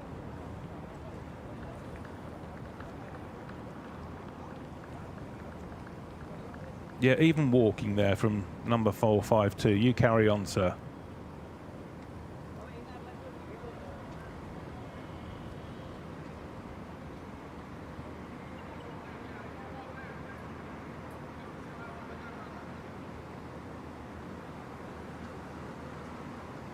Now, is 5 going to become 4? Just a little detachment off the back of that group.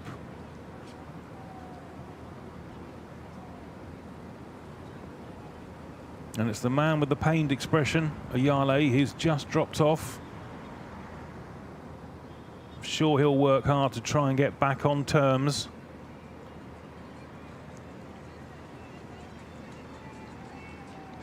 Has looked to be in a little bit of trouble for quite some time, but then again, that's just how he runs. Difficult to tell. but definitely dropping off the back of this now leading group of 4. And he does look like he's struggling now.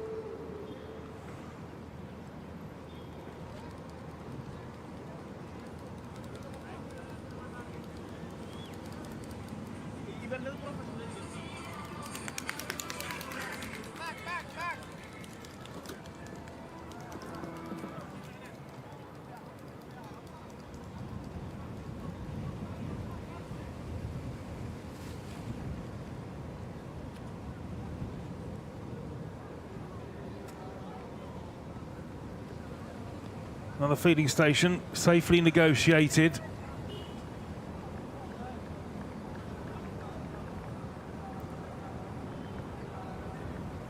Just get the feeling, don't you, that Tola's putting his foot down a little bit here. He's not going all out, he's not going eyeballs out, but he's just going quick enough that the others are beginning to find it on the tough side.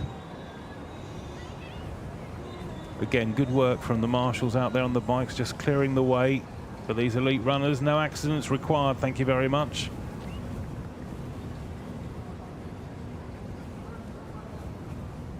Bocky now back on Tola's shoulder. Big striding Deriba just behind them. And the much shorter Yehunle currently in 4th. Again, a glance at the watch. He's obviously got a target in mind. He's obviously got a project in mind, some tactics in mind. Will he stick with those, or will he race what he sees in front of them and go with his gut? Past the Olympic Federation.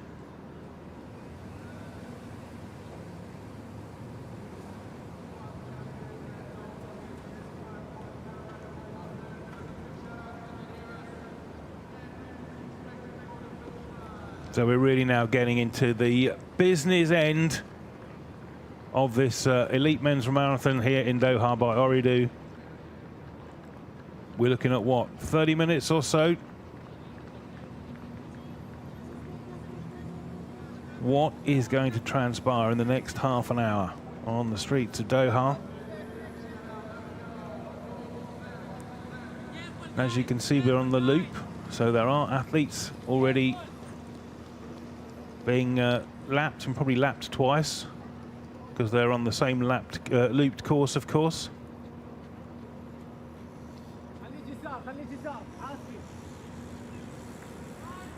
So left they go. And things are beginning to boil up here.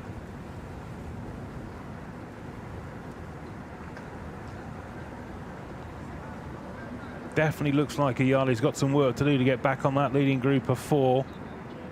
Has he got the strength to do it? Has he got the will to do it? Tola from Boki, from Deriba. Yehunle, the man who finished 2nd in Doha before.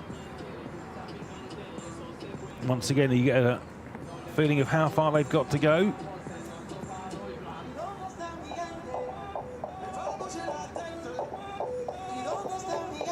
This is the leading group of women. And we are still in this same position with Kipyatic running with 2 pacemakers and 1 from the men's elite field, and the gap staying at a pretty consistent 5 or 10 meters. And Germa in the white vest hasn't been shaken off just yet. Gidai at the back of that little group. The Sega in the purple. So all the leading names are there, and that gap has gone. So will we see that happen again? Kipyatic looks like she's just beginning to find the going a little bit tough, because she's been overtaken by a couple of the pacemakers who've been guiding Tigis Germa.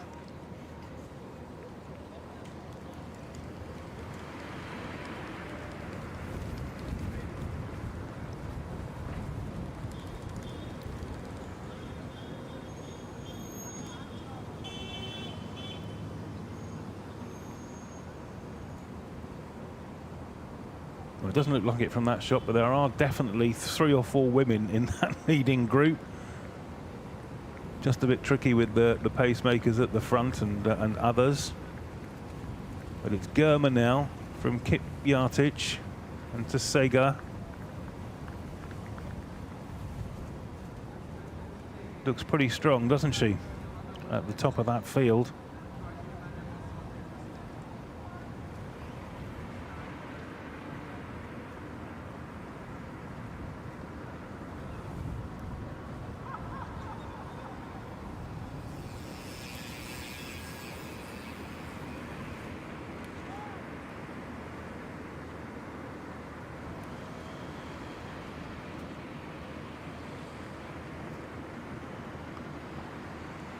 Fastest woman in the field at the front of the field.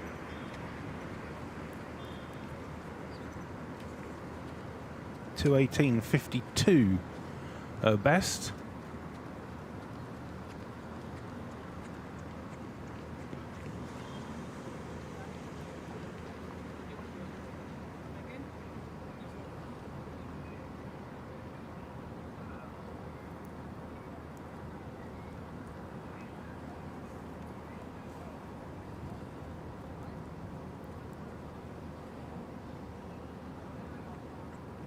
Now we go from the women to the men, and no significant changes in the time we've been away. We still have a leading group of 4.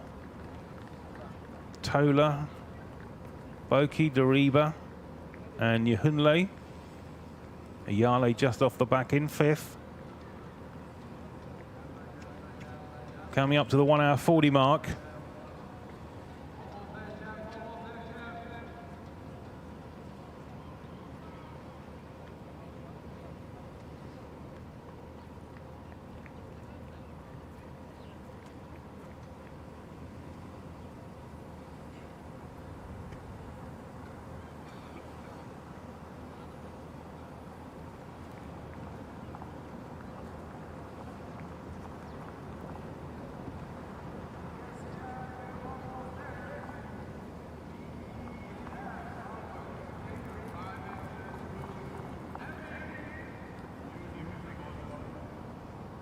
So here are leading women. There are 4 of them last time we checked. Germa is there. Tsega is there. Yartic is there. There's one other athlete whose name I'm just not being able to read just for the moment. Try and find out who that is for you ASAP.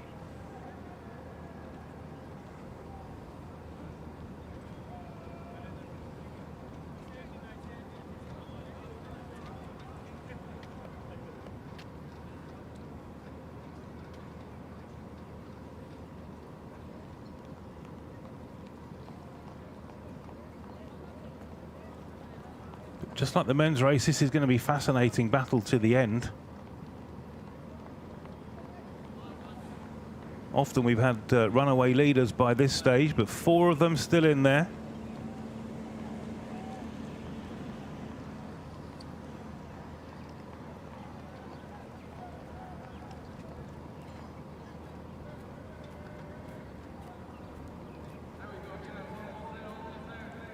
And it's Tigist Gezahagan of Ethiopia, the other athlete in that field.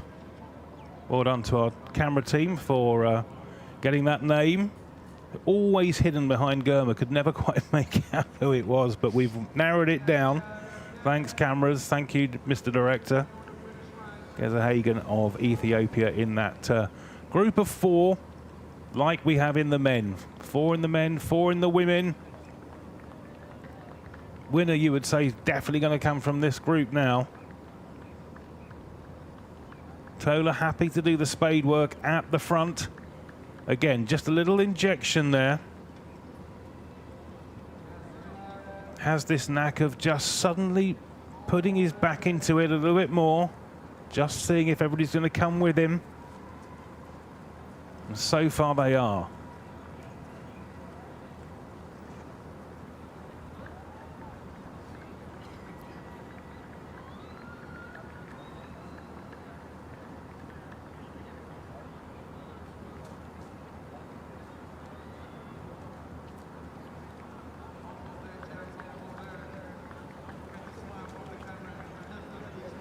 So women's times at 30 kilometres, 1:40.18. And women, I think, are just slowing a touch because we're over 2:21 now.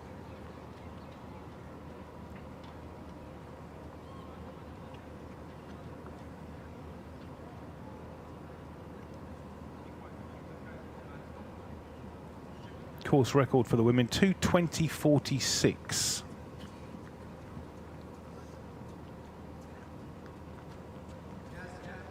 Set in 2023. The first time the current group of race organisers got involved in this race. Not bad to have 2 course records in your opening event. Now, has 4 become 3? Looks like it may have. I think that's Yehunle at the back, just struggling a bit to keep up with Tola, Boki and Dariba. It seems to be the way things have happened in the recent kilometres. You've had a group and then one's just faded off the back. 6 becomes 5, 5 becomes 4, 4 becomes 3. So difficult to get back. Now, we did have a famous occasion here in Doha where somebody was dropped off and ended up coming back and amazingly winning a race when all looked lost. Not sure that lightning is going to strike twice here in the Qatari capital.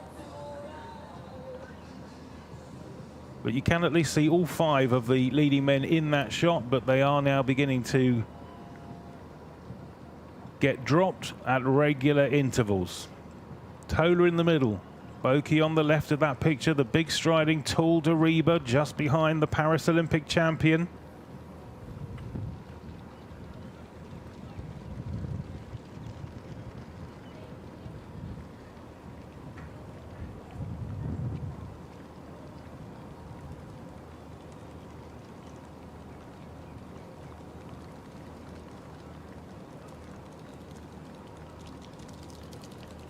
Men are just under 2:05. I saw them go past the 35-kilometre checkpoint.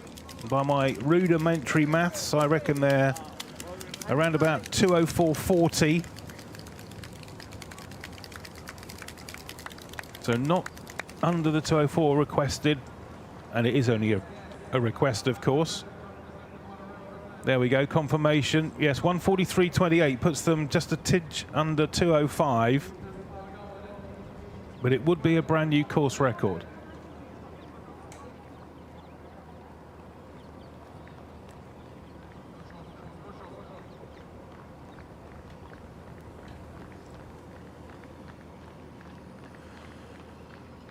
So 20 minutes or so to go in the elite men's marathon.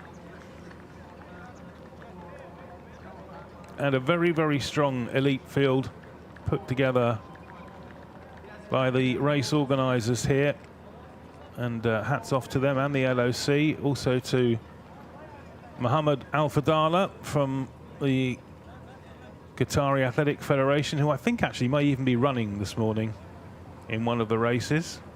Everybody puts a lot of work in to get the race to this level, and we're being treated to an absolute belter this morning.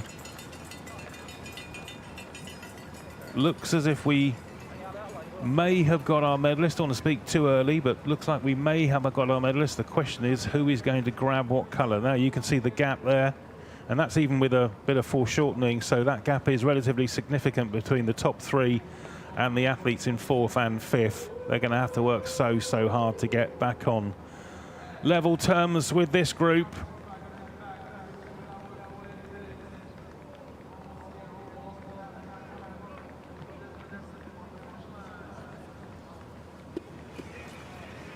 So Tola, the reigning Olympic champion from Paris, has looked pretty stony-faced all the way through this, pretty determined.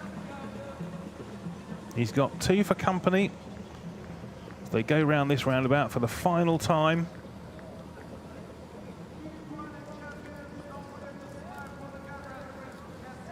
Wish I could cut my grass like that.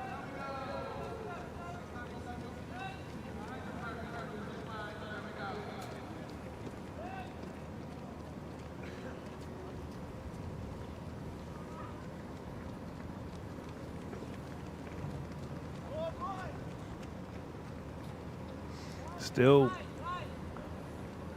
the Ethiopian happy to do the work at the front.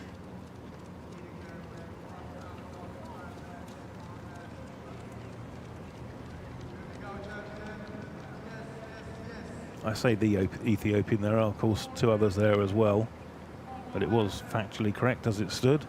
It is looking like an Ethiopian 1, 2, 3.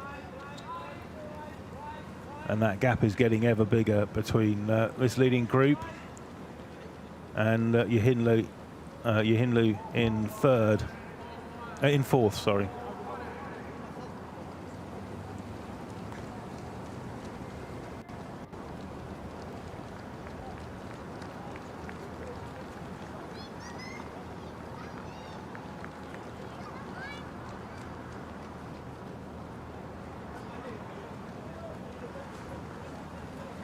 I do wonder when you get a race like this and three athletes all from the same country whether there is any chat or any banter. It doesn't look like it here. Not sure what I'd be saying at this point apart from I'm extremely tired.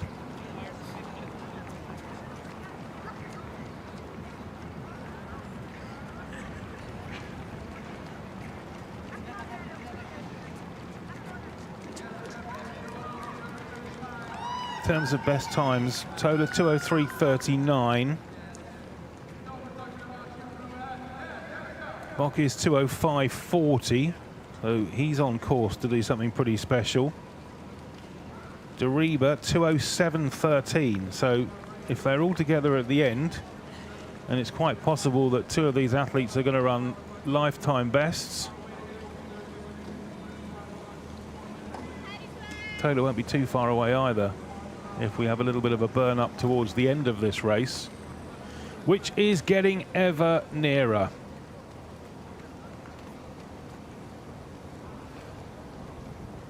Around about 16 minutes, I reckon, from here. Still plenty of time for one or two major actions to take place.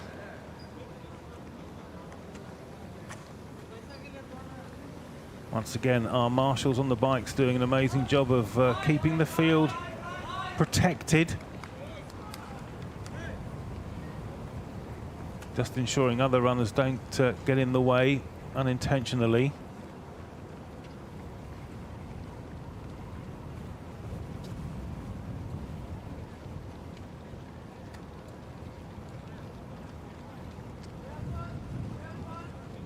One or two of the other fun runners taking the opportunity to get the cameras out and film the elites as they go sweeping past. And they do so in arrow formation with Tola at the front, Boki and Deriba his wingmen. It's going to be an Ethiopian 1, 2, 3 here in Doha. No doubt about that. One of the features of athletics here, of course, in Doha is that it's the Ethiopian fans and Kenyan fans who pack the stadium for the Diamond League. And the rivalry between the two is pretty intense in that stadium.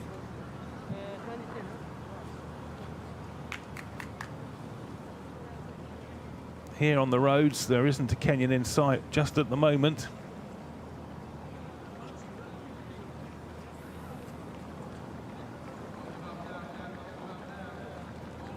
Will the experience of Tola be the defining factor? Boki is 6 years his junior. Deriba, a mere 21. So all the experience lies with the reigning Olympic champion, world marathon champion from Oregon.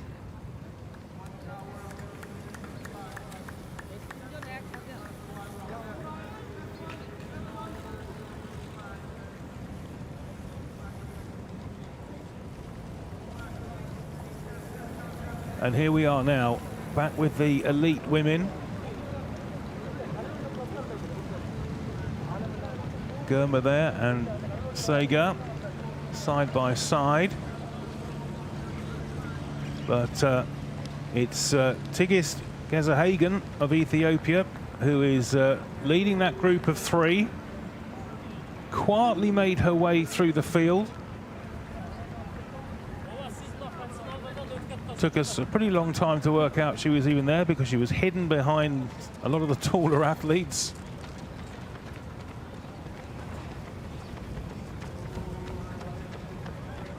Saga making an effort to get back on terms with her. Saga's best 2:22.21.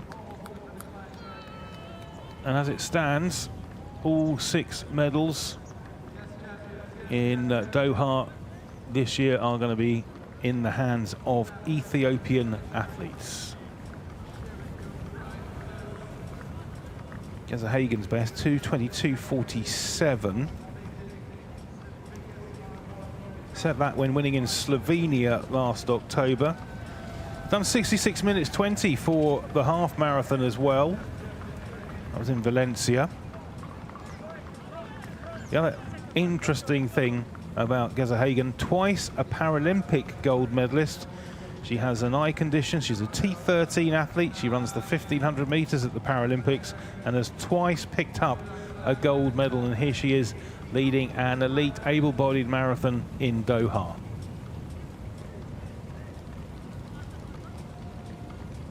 So what's going to happen at the front of this men? Are they going to conserve energy and go for a bit of a dust up over the final few hundred meters, or is somebody going to go for it? 4 kilometers to go. You can see the sign in the back of the shot there. Getting close to the real business end of this race now. Going to be fascinating to see if somebody takes it out or whether they'll just continue to run like this and then see who has got the fastest speed over the closing few meters.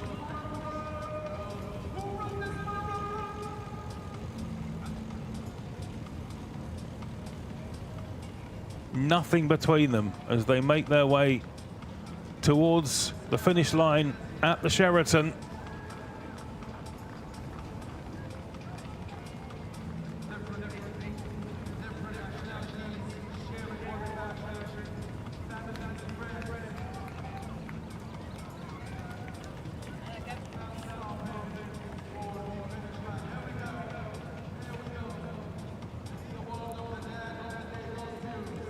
Well, each of these athletes has won a marathon in their careers, obviously some bigger than others.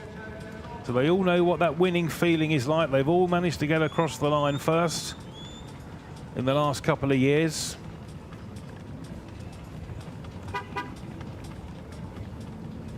And even when they're fighting in such close quarters, the look at the watch still continues from Boki and Dariba. Are they on course?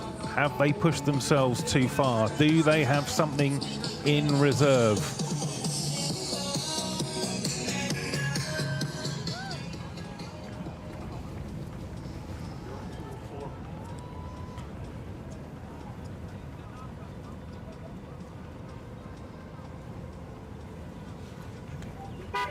Well, delighted to say that John Labani is back with us in the commentary box just to watch the last few meters of this race. John, it's turned out to be everything we hoped it would be.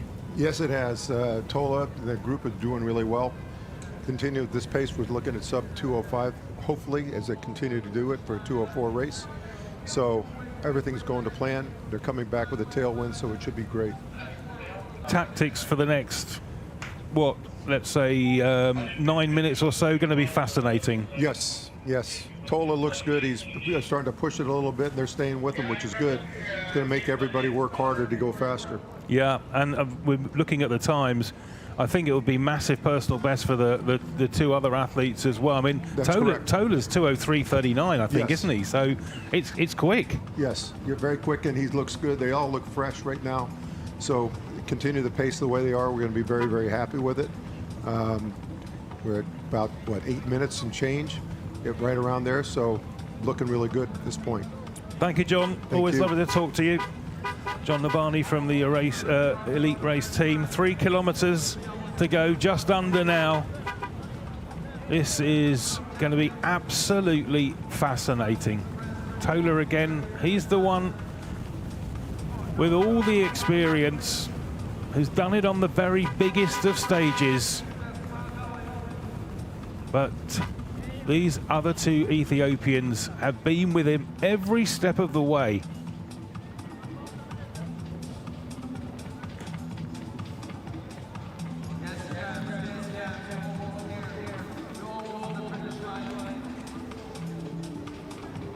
Time ticks over, 1:57 as mentioned. We're looking at around about sub 2:05. It's going to be a course record, I think, pretty clearly. And they all look to be running pretty much within themselves. There's a little tiny gap between Tola Bocchi and Dariba. But these tiny gaps in marathons sometimes have a habit of getting bigger, and I think it is going to get bigger.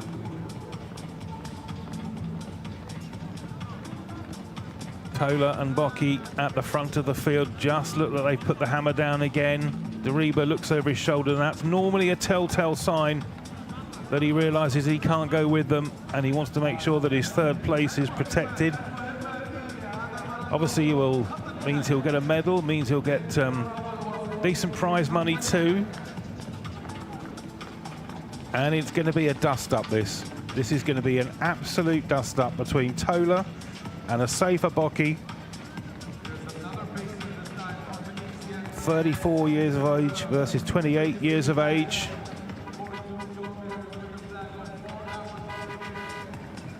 Not far to go now. Yeah, you'd have to say that Dariba's race looks like it's run. He'll be brave, I'm sure. Try and do everything he can to get back onto that leading group of two. Yet again, look at the watch. You rather think that the safer Bocchi's got a bit of a plan here. Running within himself. And he's on the shoulder of the reigning Olympic marathon champion here in Doha.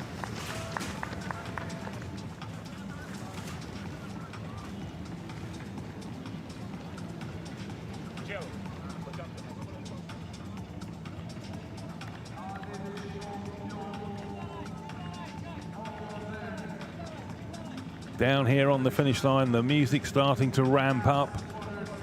The local DJ's getting excited because we haven't got that far to go. And it's a straight shootout between these two Ethiopians. There's the time at 40 kilometers.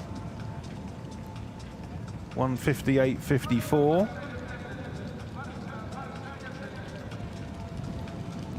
So I think if we get a bit of a turn of speed in the last kilometre or so, we are going to be around about that 2:05 time, new course record.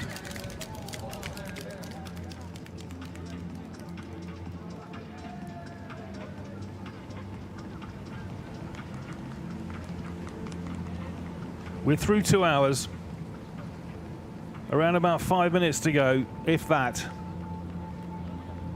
And still they run together, still side by side, as they have been for a lot of this 2026 Doha Marathon.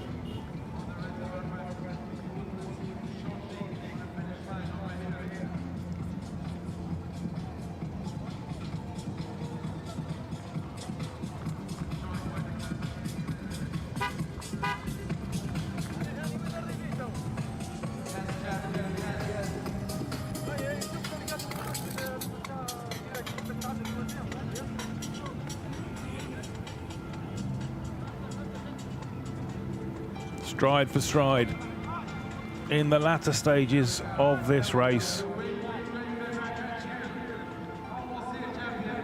You just get the feeling that Tola wants to go, but is he just holding back? Has he got it in the tank? What are the tactics of the younger Ethiopian? Tola just putting his foot down, and a gap has appeared. Can a safer Bocchi respond? He's on course for a personal best if he can just keep with Tola a little bit longer. But Tola's puffing his cheeks and putting the effort in.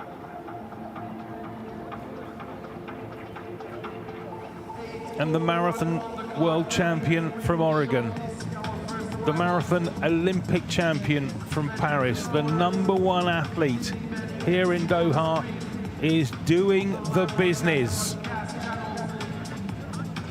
Still looks pretty fresh. Looking at that watch again.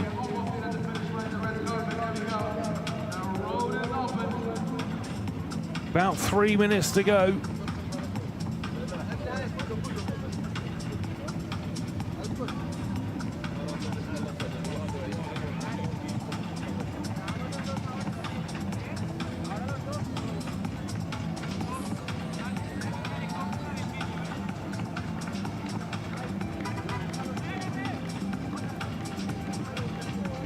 A little bit of a breeze has picked up down here by the start-finish line, but nothing of any great importance. There's a little bit of a tailwind, as John was saying, which should just push them these final few meters.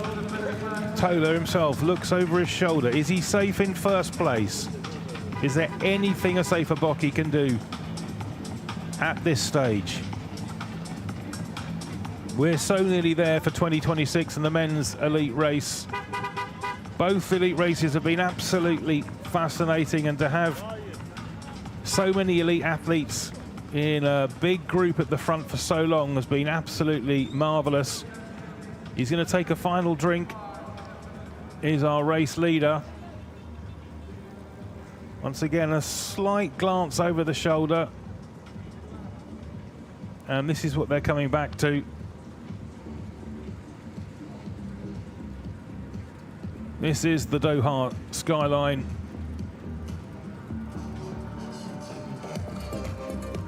On a glorious Friday morning, the day of rest in this part of the world. No rest for Tamarit Tola. He has put a massive shift in and has pretty much done what the organisers hoped he would do, which is just show what an absolute class athlete he is, and could be relied upon to put in a big shift, a big performance, and elevate this race to an even higher standard. There is the Sheraton Hotel.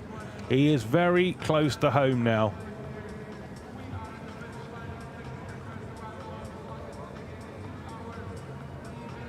There you can see the red carpets of the finish line area. Music gets ever louder. Here comes our 2026 champion. He looks like he might just be a tick over 2:05. But he's going to run roughly within about, I would say, about a couple of minutes of his personal best.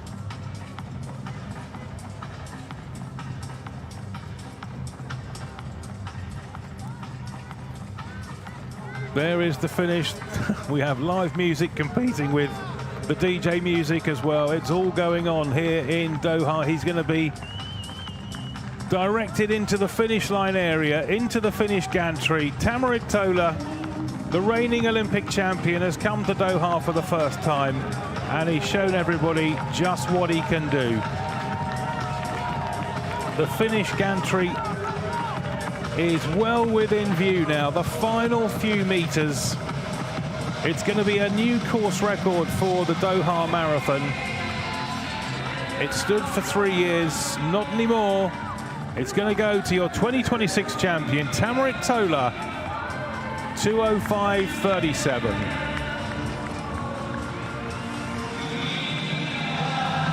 Instant medal for our champion.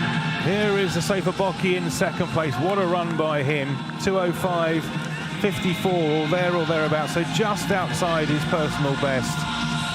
And the big question is, has Bocky Dariba managed to hang on to get a personal best himself here, which does stand at 2:07.13. If that's him in the background, which I think it is, then he's going to be nearly a minute inside his previous PB. So a third place for Dariba and a new lifetime best. It's an Ethiopian 1-2-3. And the news out of Doha this morning with regards to the men's elite marathon is that their star performer has come and he has delivered. Oyelu comes through in fourth place, but confirmation of your winner, Tamrit Tola, 2:05.40. 2:05.40, the official winning time. New event record, as we've been saying. Some of the local race directors there. Sabat Okawari. World Athletics well represented as well.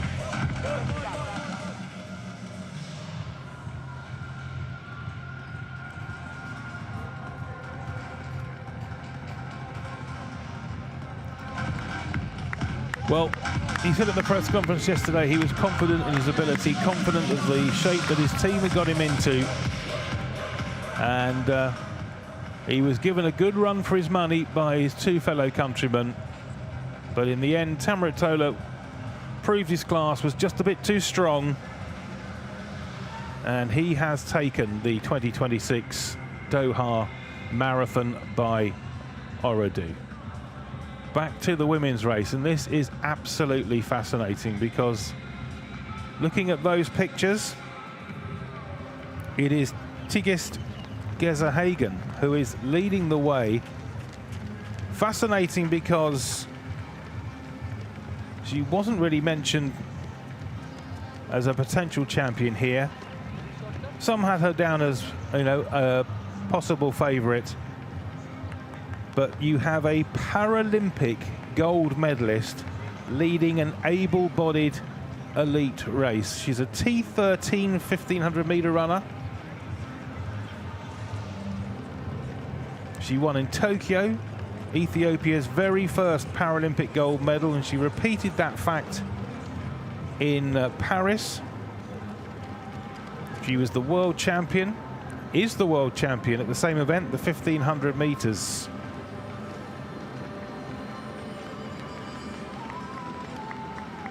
A best of 2:22.47, set that in Slovenia last October. And as it stands at the moment, surrounded by still some very, very well-judged pacemakers. Congratulations to all of them. Looks to be out on her own and heading towards victory, unless the chasing pack can do anything about it. How far back are they? That is the big question. What sort of a lead has she got? And looking at those pictures, you would have to say that is significant. I think that may be... But how about Tsego in second place? Difficult to tell from such a long way away, but it looks more of a purple vest than a white vest. Question is, what has happened to Tigist Germa? Very much many people's favourite for this event. Doesn't look like it's worked out that way.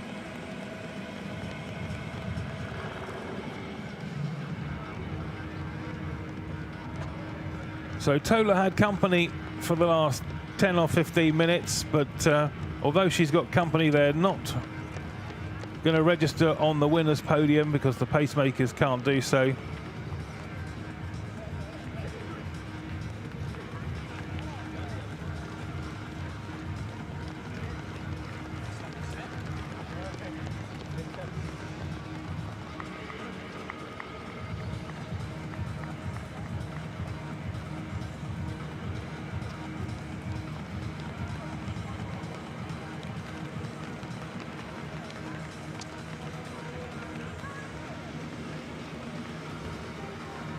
So the 25-year-old on her way to record what I think would be her best ever elite marathon success.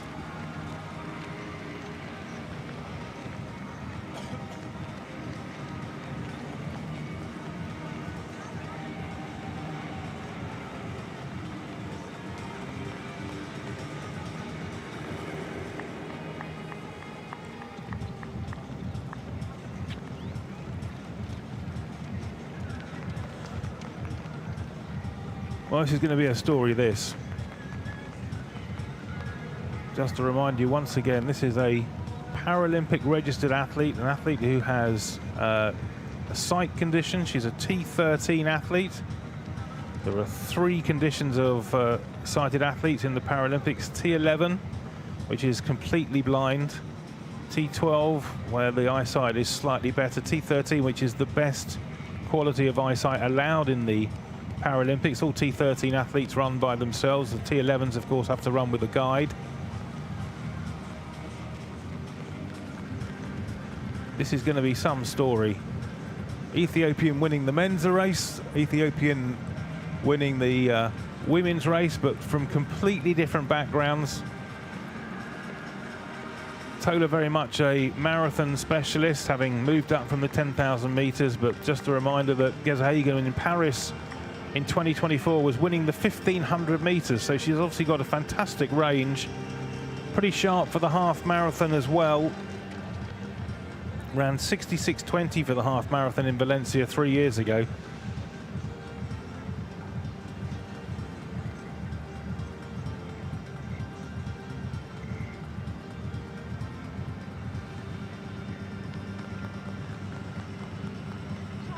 And unless she completely and utterly blows up in the last couple of kilometers, it's very, very difficult to see anybody closing that gap, which now looks pretty enormous.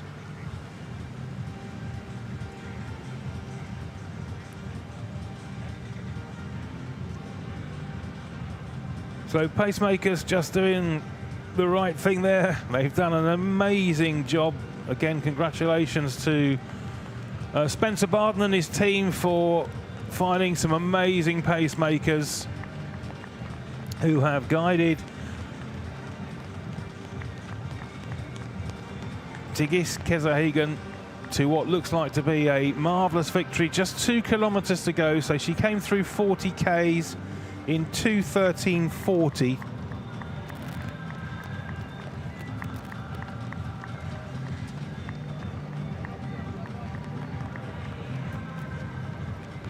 .2:13:40 is 2:21 pace, 2:21.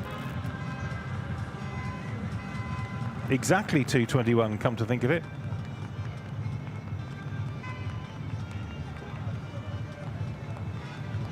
So if she can just find a small injection of pace, she could threaten the course record. She's 14 seconds off the course record at the moment. That stands at 2:20:46 by Meseret Belete in 2023. Can she crown this amazing victory with a course record?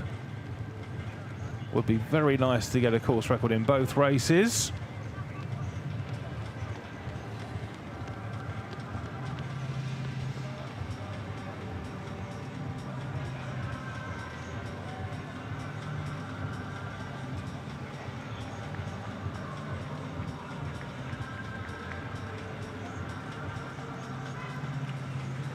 Once again, the music ramps up here at the finish line area because they can see on the screens that our winner is not too far away now. Still looking pretty smooth, still checking the watch. Didn't do much at the early start, early stages of the race. Happy to sort of stay in the background.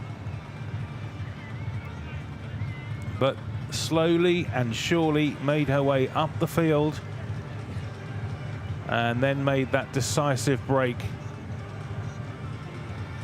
which has got her to this position.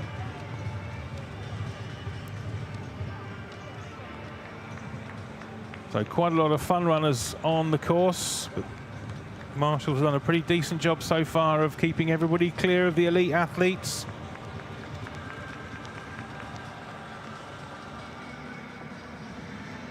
Once again, just checking the watch, making sure she's on her personal target. She won't worry about what we think about course records, as long as she's doing what she needs to do, and she is very much doing that.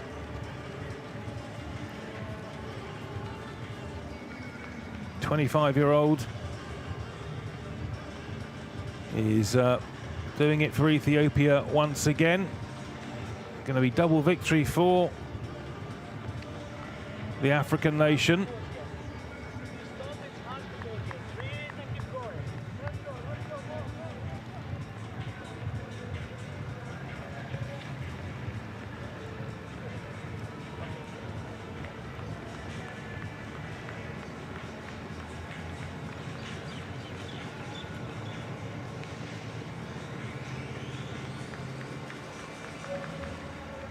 So as the time just ticks past 8:15, sun very much up, but still the temperature is pretty decent. One of the joys of this marathon is you're pretty much guaranteed this kind of weather at this time of year.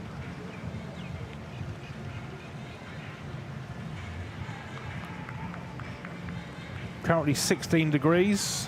Doesn't get much better than that. You can just see some of the flags gently fluttering in the background. There is no major breeze that comes off the sea, or certainly not today anyway. A little bit has probably picked up in the last hour or so, but still very comfortable running conditions out there. And once again, you can see in the top right of that picture there is the Sheraton, and in the middle of the picture you can see the red carpets to welcome back our champions.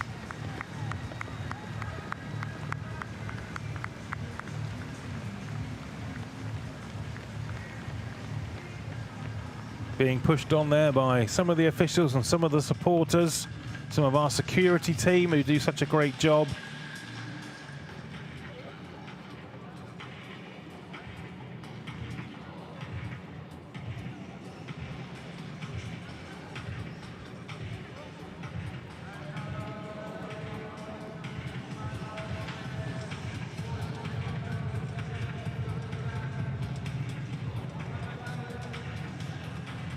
So I wonder if she's found those vital 14 seconds, vital for us in terms of wanting the new course record. Again, she's got her own personal schedule, you can tell that.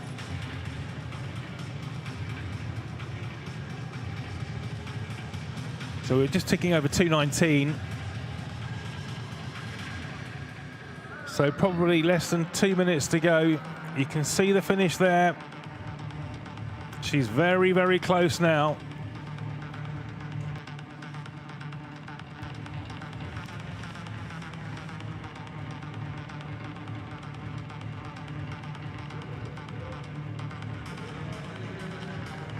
Still looks pretty fresh. Once again, a check of that watch. There's a clear target here, a clear plan by the Ethiopian. She's got victory in sight, but she's still sticking to her guns. She knows what she needs to do. She knows what she wants to do.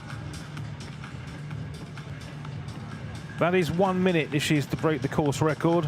1 minute from now.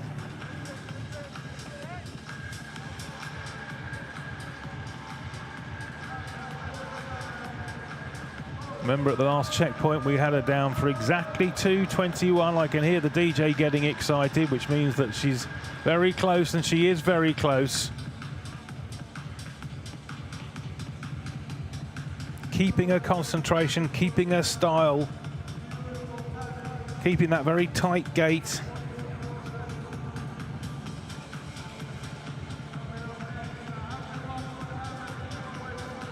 She's going to absolutely smash her personal best of 2:22.47. That's absolutely for sure.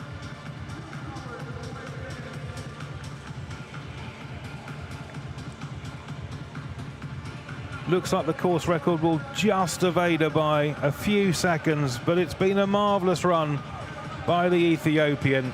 She's timed it to perfection. She's timed her progression through the field to perfection.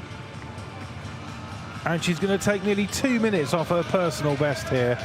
Extraordinary run. Ethiopia take gold in the men's race, and they're going to take gold in the women's race as well, because the champion of 2026 is Tigist Gezahagen. And many, many congratulations to her. Victory for Ethiopia in both the elite races. 2:21.14.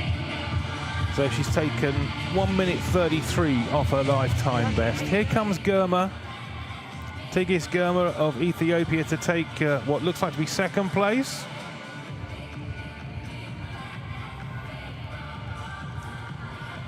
Another strong race from the Ethiopian. Always looked like she was in sort of first, second or third place for the majority of that race.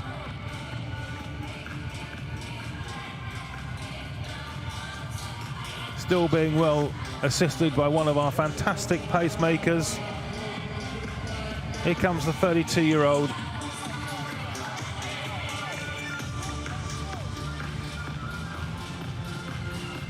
Making her way to the finish area now for second place in the 2026 Doha Marathon by Ooredoo.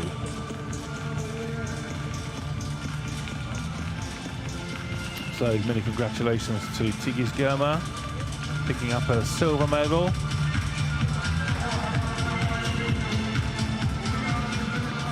Little shout out to one of our sponsors there by the winner. I think we can allow that on a Friday morning.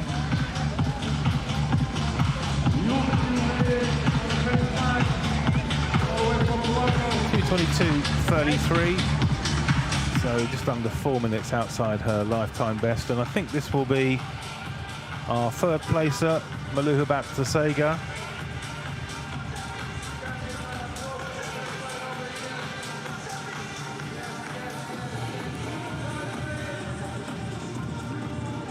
And she's going to cross the line in around about 2:23:18. So many congratulations to her as well. Third place for Ethiopia to go with first and second. So it's been an Ethiopian clean sweep. Every single medal in the elite races has gone to them. Should be a very pleasant plane ride home with some nice medals, some nice trophies, and a little bit of extra cash in the back pocket. Where?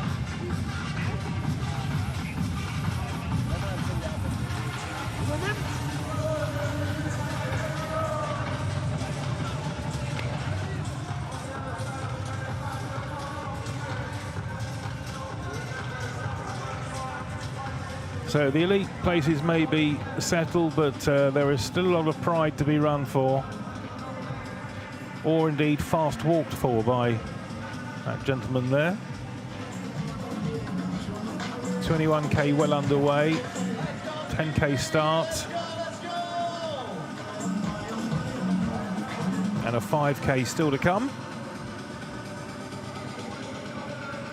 And just in case you were wondering, no, the athletes at the back of that field are not an advantage in terms of time. They're all wearing a chip, a timing chip, and the chip doesn't activate until they go under the start gantry. So even if they may start 400 or 500 meters back behind the group at the front, their time is not affected, and it is fair for everybody. And that's a pretty impressive 10k field. The red shirt is very prevalent because that's part of the official kit that was given out by the race organisers. Not obligatory, but lots of people seem to have been very happy with that little gift. As I was saying earlier, 20,000 people will take to the streets of Doha today. Biggest ever mass participation races in the history of the city, and 5,000 more than in 2025.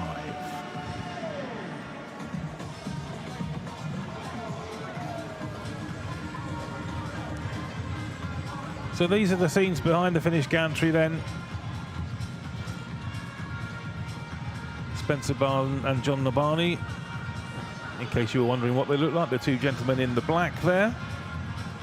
And here comes some highlights for you. Dark it was at 0600 this morning. This is our combined start of the men's and women's races. There was Richard Whitehead, the double Olympic, Paralympic gold medalist, double amputee. So we've had two Paralympians in this race. Richard Whitehead for the men, and of course the winner of the women's race as well. So getting brighter. These are the very early stages of the men's race, but there's the winner, centre screen. Tola, who was always there or thereabouts, always looking to either dictate the race or just make sure he was in a nice, safe space. And this was the point in the race where Geza Hagen went, might just have a look at moving up the field here. She'd been happily sitting in around about 4th or 5th for most of it, but made her move. And the men's race, well, that always had a leading group of some significance in it, and pretty much for the last 5 kilometres it was Tola who was dictating the terms with his 2 Ethiopian colleagues. This is when Dariba got dropped about 2 or 3 kilometres from home. Tola just ramping up the pace, and in the end he got away from his other colleague, the Safer Boki, who just started to struggle here. You can just see that never-ending metronomic pounding out of the pace by the Olympic champion. And probably by this point he knew he'd got victory in his pocket. Victory it was. The #1 seed here in Doha delivering. Congratulations to Tamrit Tola, and as well as winning, and as well as the gold medal, and as well as the prize money, a new event record and a $15,000 reward for doing so. Well, Tola had company for much of the end of his race. Geza Hagen did not, apart from her pacemakers, who generously got out of the way with a few hundred metres to go. Victory for the Ethiopian, twice a Paralympic gold medalist at 1,500 metres. T13 athlete wins here in Doha. Huge achievement for her.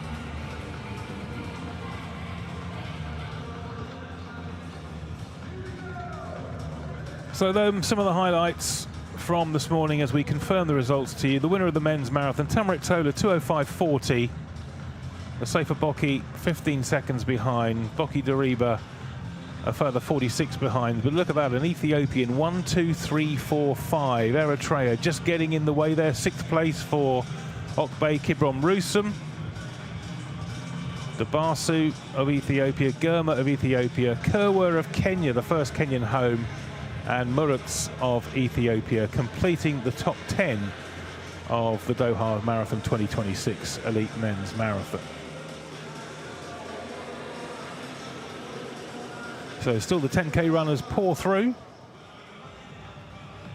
And well done to our top team there, who've got the graphics ready for the women's marathon. Victory for Geza Hagen, 2:21:14. Germa in 2nd. Abiyotti it was who came in 3rd. So must have just squeezed in before we saw the Sega, indeed by just 1 second. And once again, very much an Ethiopian domination there, isn't it? Kipyatic of Kenya, who did lead for much of the way, coming home in 5th.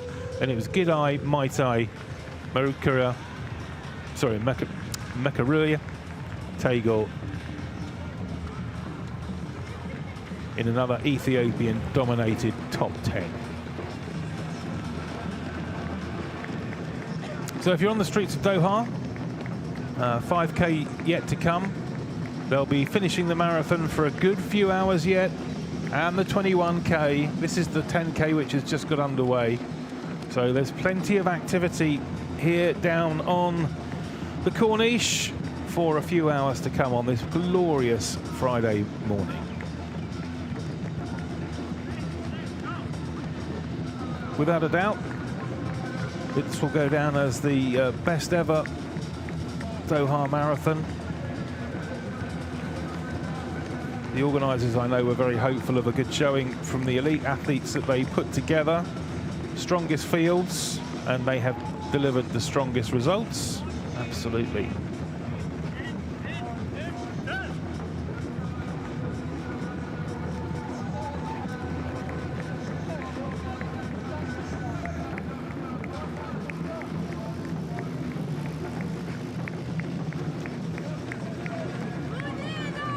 So a few more shots of the Doha skyline. You can see my bedroom in the corner there at the Sheraton. Left my t-shirt out on the balcony.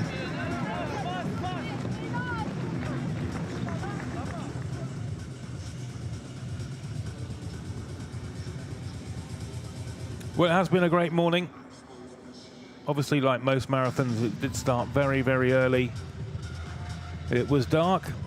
It wasn't particularly chilly. It was just about perfect. And although the sun has come up, temperatures stayed pretty good at around about 16, 17 degrees. We understand it might hit 20 for some of the late runners. As once again, we just see some nice slow-mo of our men's winner, Tamarat Tola, taking the win. There's his medal. All the medals as well this year. Brand new design for all of the different race categories. And Geza Hagen, winner of the women's race, just missing out on the course record by a few seconds, but a big new personal best by over 1.5 minutes. Those your two elite winners this morning.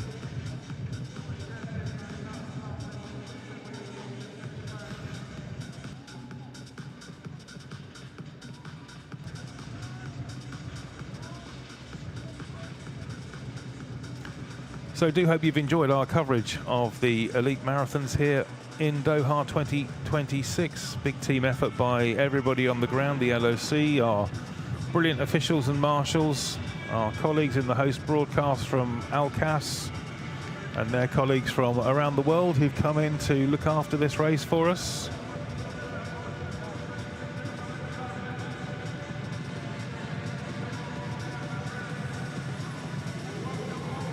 A race that is now enjoyed its 14th edition, having started back in 2013.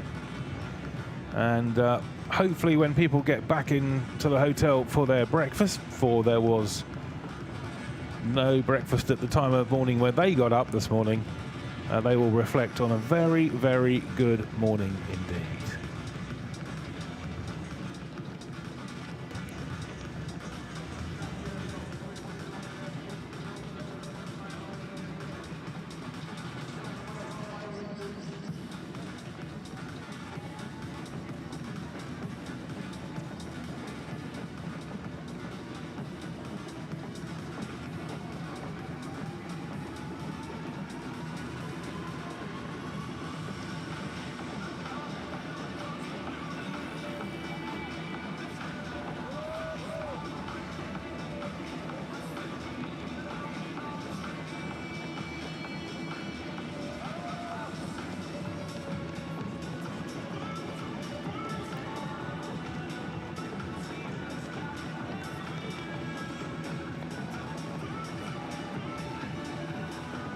All taken care of in the Ooredoo Marathon Village.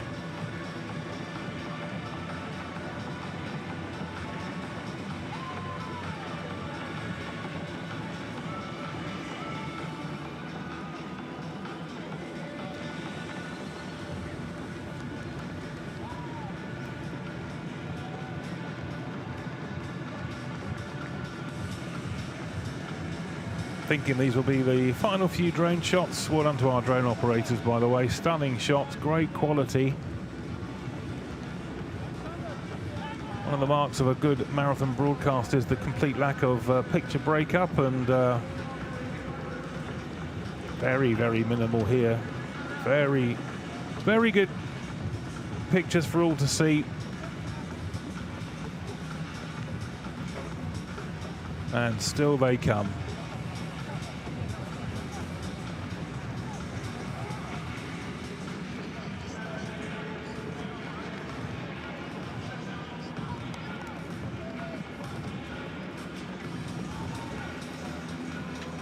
Lots of faces from around the world. 160 nationalities are represented here in Doha. Over 2,200 people have made international flights to be with the near 18,000 local competitors who will be donning their training shoes and hitting the streets of Doha today.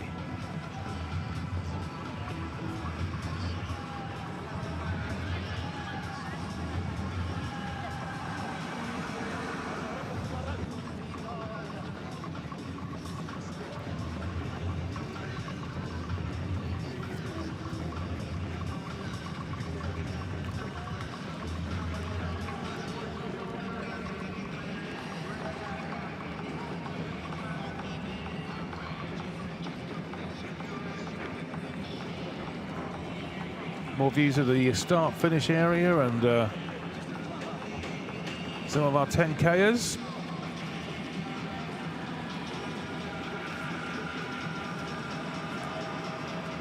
It does strike me that wherever you stick a camera in this place, every shot's a glamour shot, isn't it?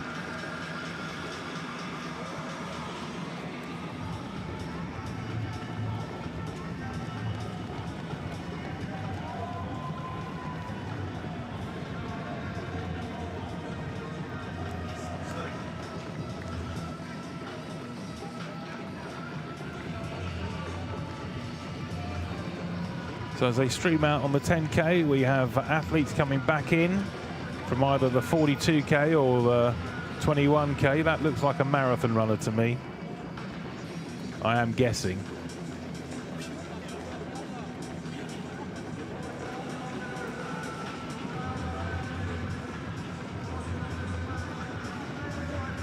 Always an achievement to finish a marathon, whatever time it is.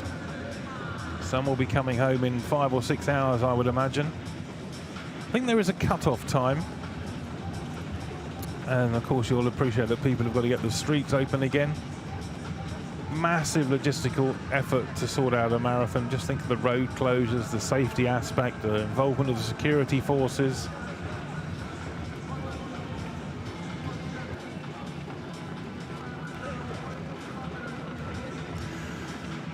Well, it's going to be busy in Doha for the next few hours. I'm about to leave our commentary position here and go and experience some of the atmosphere myself. I hope you've enjoyed the contributions from Robert Wagner, John Nabani and Spencer Barden. Thanks to all of our host broadcast colleagues, our extremely dedicated director and technical team. Hats off to them. And from Andy Kate, from another year in Doha. Hope you enjoyed the commentary, and fingers crossed we'll see you again in 12 months' time. Have a good day.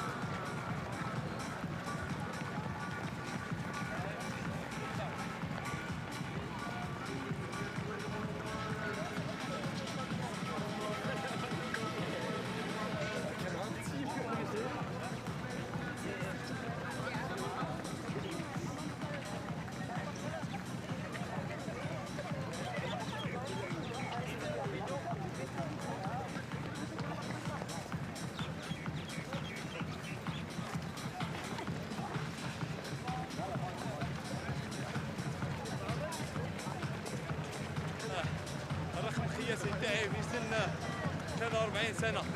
الحمد لله. صح. بالتوفيق.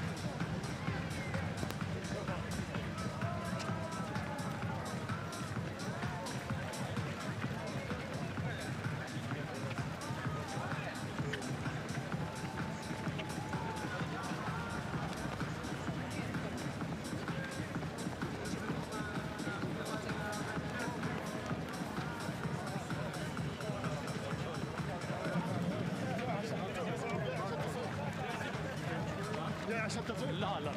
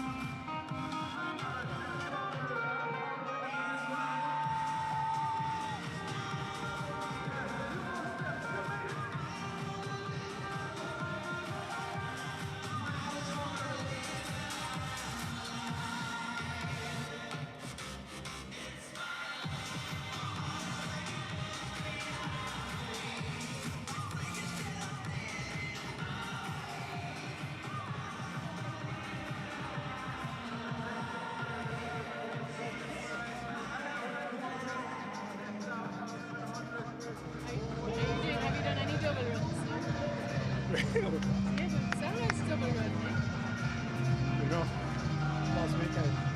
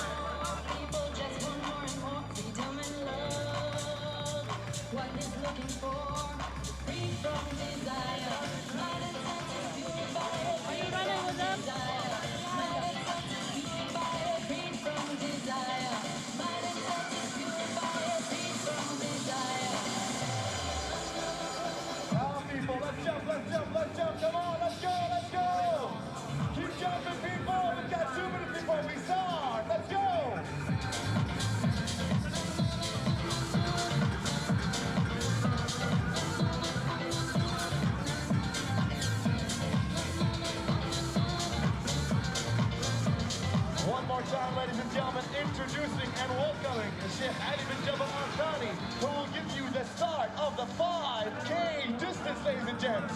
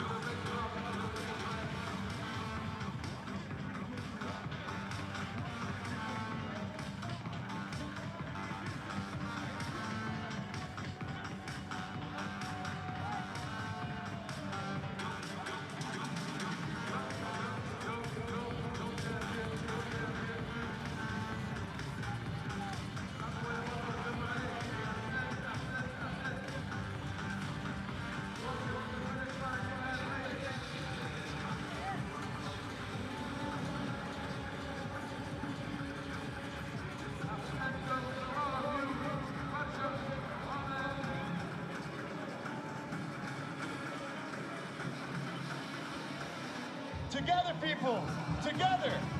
10, 9, 8, 7, 6, 5, 4, 3, 2, 1. Let's go!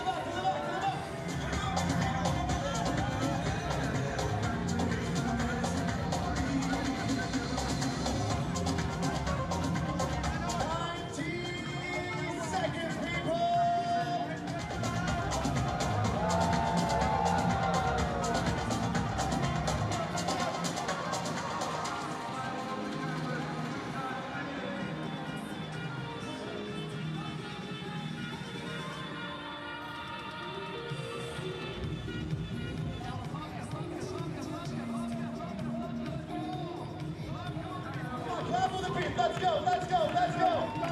Come on, all of us together, clap with the beat, let's go.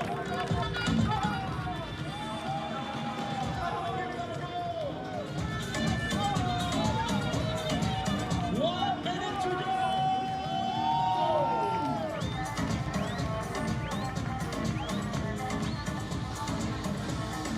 Let's go, people, hands in the air.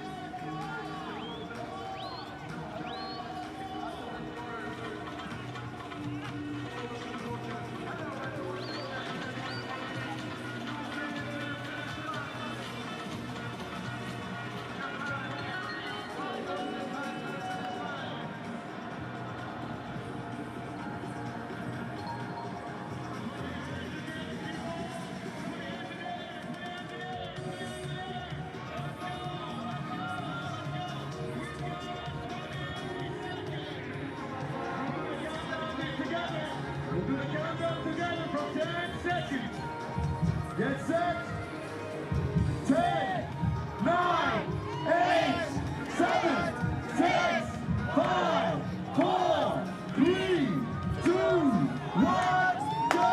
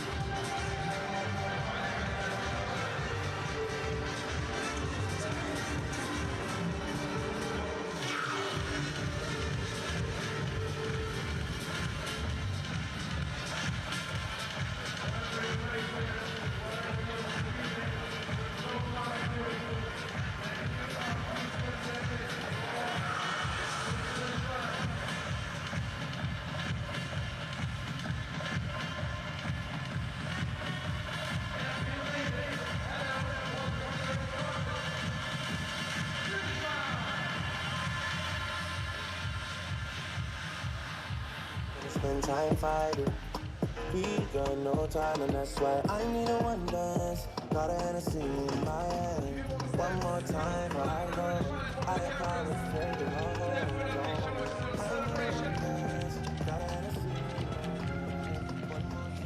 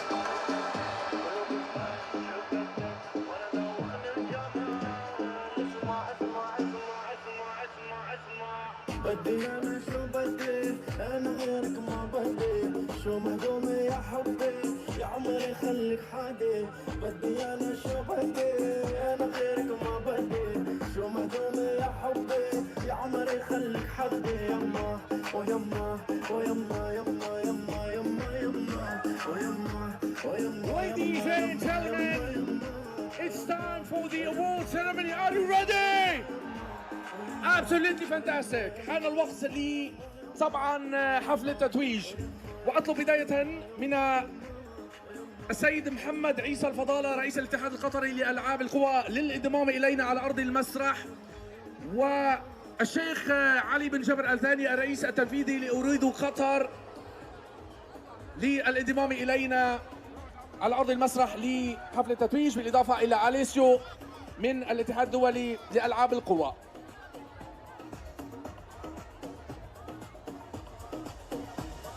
So ladies and gentlemen, starting the first category, the elite category of the 42-kilometer run. Third place winner of the female category from Ethiopia, Muluhabat Tsega, third place winner.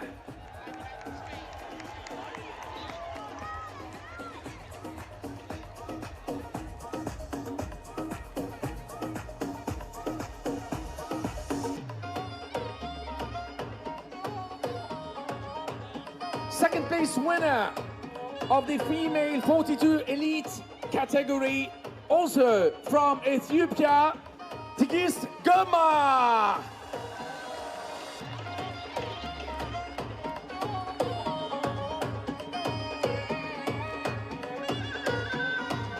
تهانينا للفائزة بالمركز الثاني من اثيوبيا تيجيس جورما. أما الفائزة بالمركز الأول, first place winner of the 42-kilometer elite, also from Ethiopia, Tigist Gezahagene.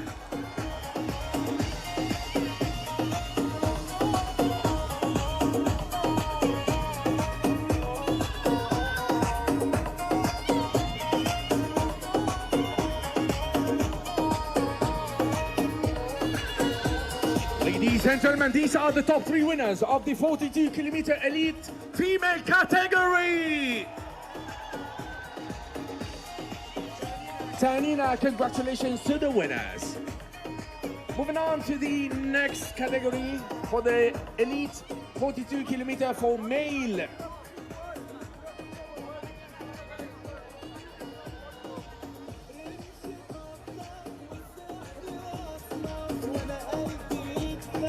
Third place winner, Boki Diriba of Ethiopia. تهنينا للفائز بالمركز الثالث لفئة الرجال ومن اثيوبيا بوكي ديريبا.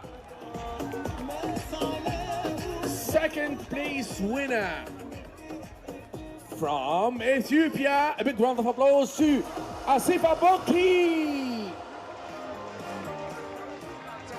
تهنينا للمركز الثاني لفئة الرجال لأسيفا بوكي.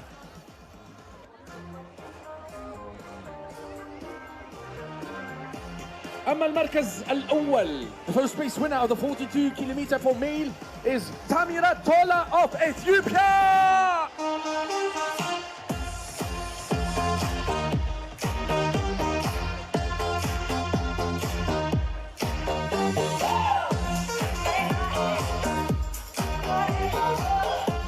Ladies and gentlemen, these are the top three women for the male category for the 42 kilometers.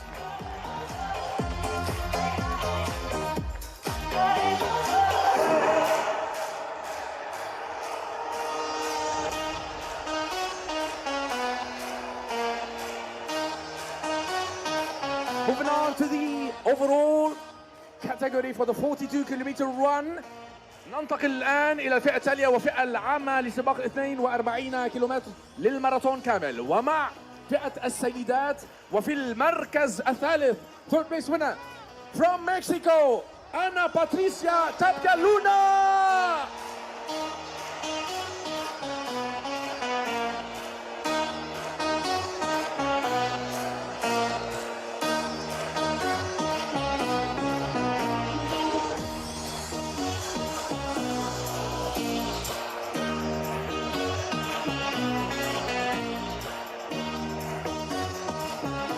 Ladies and gentlemen, the second place winner of the female category 42 kilometer, Maria Markovikova of Slovenia.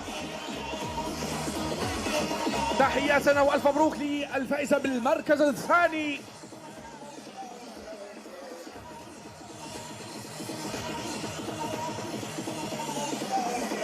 So ladies and gentlemen, a huge round of applause for the first place winner from Spain, Estefania Unzuripol.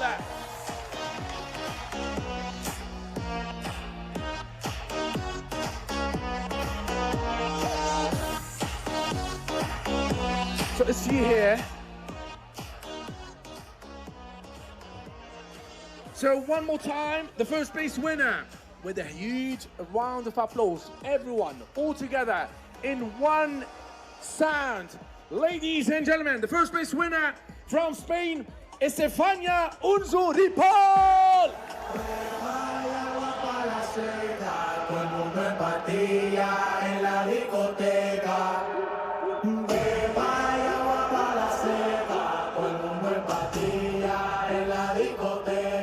So let's have a group photo, ladies and gentlemen, with the top 3 winners of this category for the overall 42 kilometer run.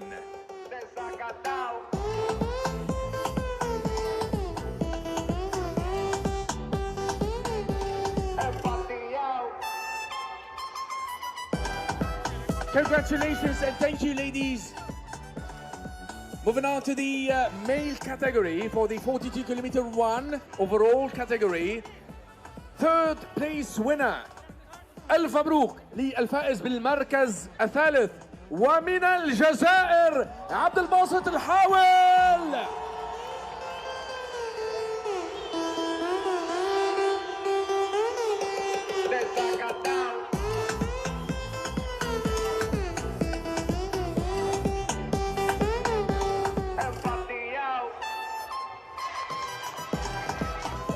One, two, three, Viva Algeria, all together.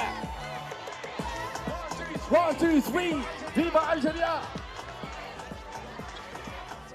تهانينا لصاحب المركز الثالث للفئة العامة للرجال 42 كيلومترا. أما الفائز بالمركز الثاني ومن المغرب أسامة زروال. ألف مبروك.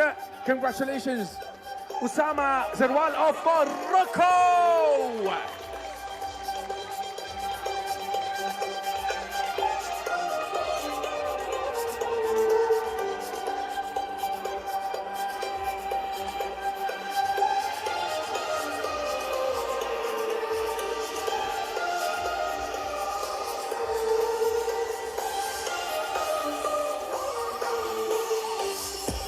And the first place winner.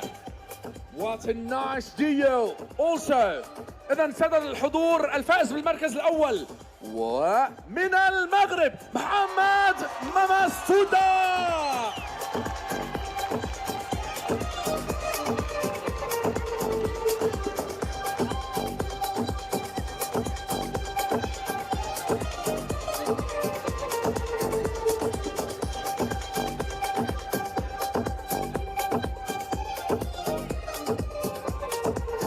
Ladies and gentlemen, these are the top 3 winners of the overall category for the 42 kilometer run.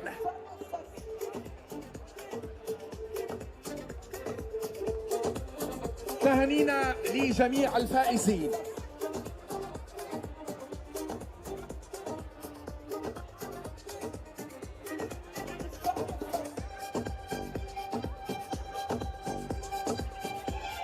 والآن مع فئة الأدعم القطريين لفئة النساء لسباق 42 كيلومترا والفائزة بالمركز الأول ومن قطر لولو المري.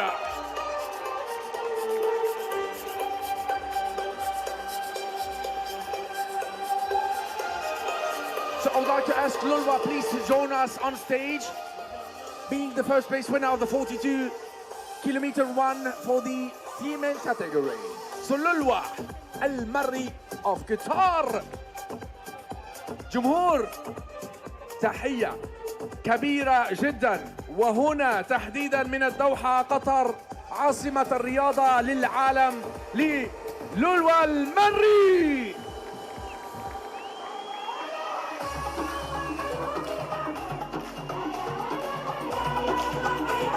إذا ننتقل إلى الآن ومع الفئة التالية ومع فئة الأدعم للرجال، والفائز بالمركز الأول ومن قطر ألف مبروك.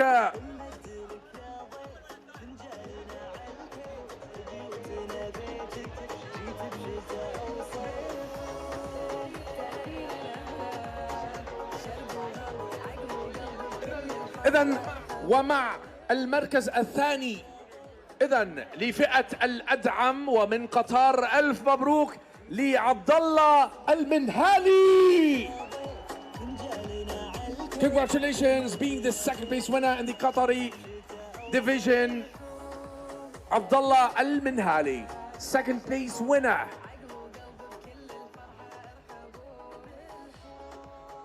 إذن بانتظار عبد الله المنهالي من قطر والفائز بالمركز الثاني.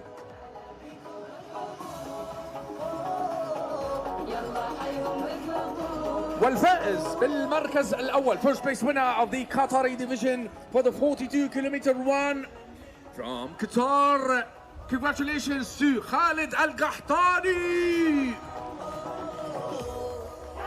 وها هو خالد يصعد على أرض المسرح مجددا. جمهور تحية كبيرة جدا ومن القلب لخالد القحطاني.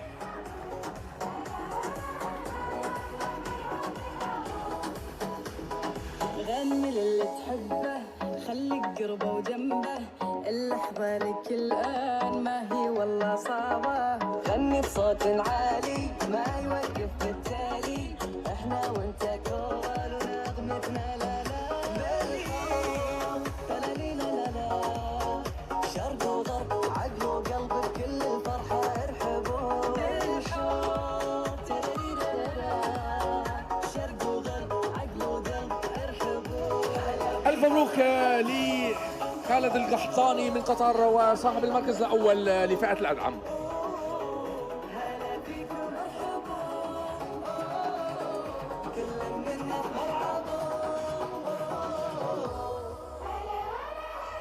So ladies and gentlemen, moving on to the 21 kilometer run awarding ceremony for the overall winners. And the third place winner for the female category الفائزة بالمركز الثالث ومن المغرب جميلة عياشي. Where are you, Jamila? We're right here waiting for you. Here she go. Jamila is joining us to the stage. So please join me in welcoming Jamila, the third place winner of the 21 kilometer run for the overall female category.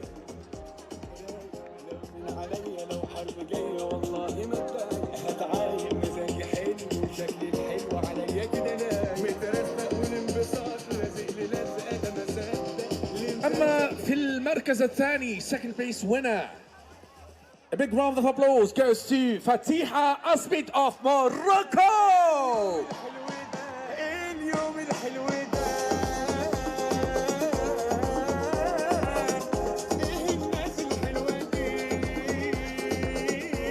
So ladies and gentlemen, big round of applause.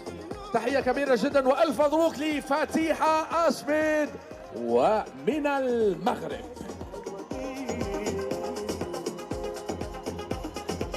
Third place winner or the first place winner of this category الفائزة بالمركز الأول ومن إثيوبيا مستوود فيكير تروني.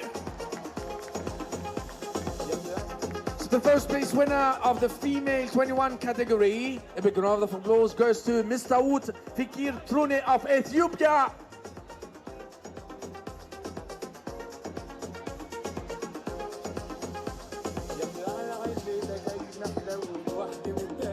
So Mr. Wood Fikir Trune of Ethiopia, first place winner. Are you around?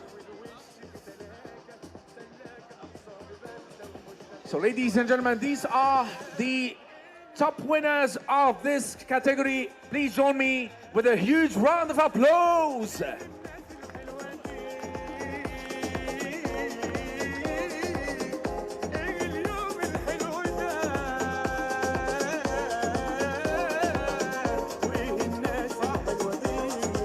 Thank you, ladies. Thank you. Moving on to the next category. Before we do so, I would like to invite Lulwa. Lulwa Al-Marri, she's here, and she's from Qatar, and she's the first place winner of the Qatari division. A big round of applause. Ladies and gentlemen, تحية للولوى الفائزة بالمركز الأول لهذا السباق. ألف ألف مبروك.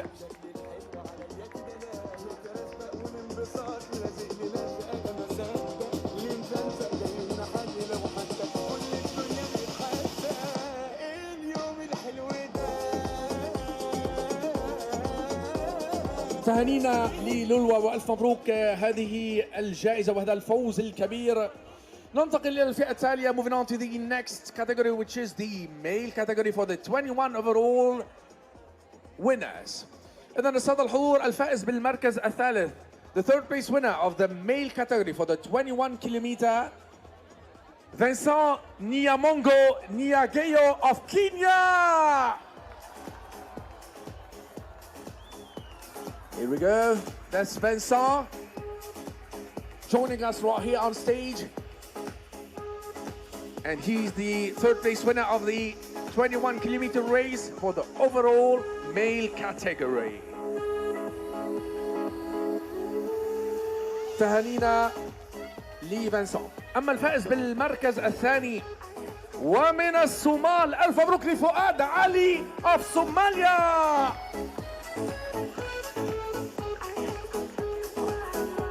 Second place winner, Fuad Ali of Somalia.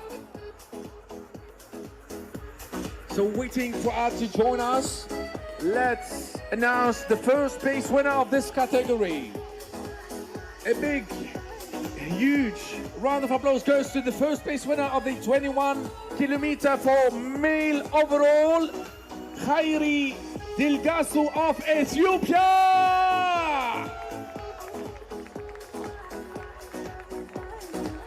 إذا ألف مبروك للفائز بالمركز الأول لفئة الرجال الفئة العامة ل 21 كيلومترا ومن إثيوبيا, خيري ديلغاسو.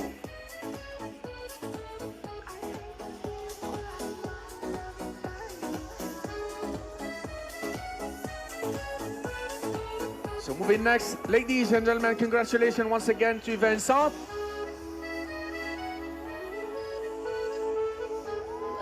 So let's have a group photo with a winner.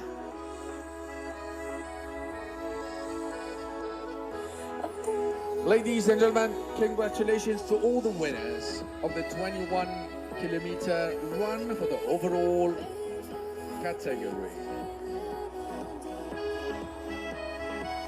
والآن ننتقل وإياكم إلى فئة الأدعم لسباق 21 كيلومترا. Ladies and gentlemen, next is the 21 kilometer run for the Qatari male winners. Third place winner, الفائز بالمركز الثالث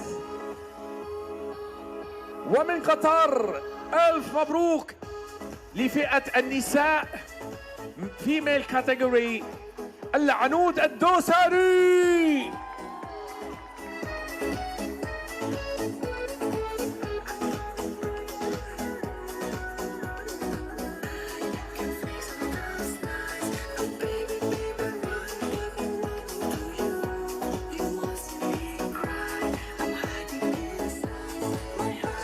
Gentlemen, سادة الحضور وبتصفيق حار جدا ولفئة الأدعم والعنود الدوسري من قطر, والمركز الثالث لفئة الأدعم 21 كيلومترا. ألف ألف مبروك للعنود الدوسري. الفائزة بالمركز الثاني وأيضا من قطر وفئة الأدعم رابعة المصلح. ألف مبروك لرابعة المصلح. Ladies and gentlemen, a huge round of applause goes to رابعة المصلح of Qatar.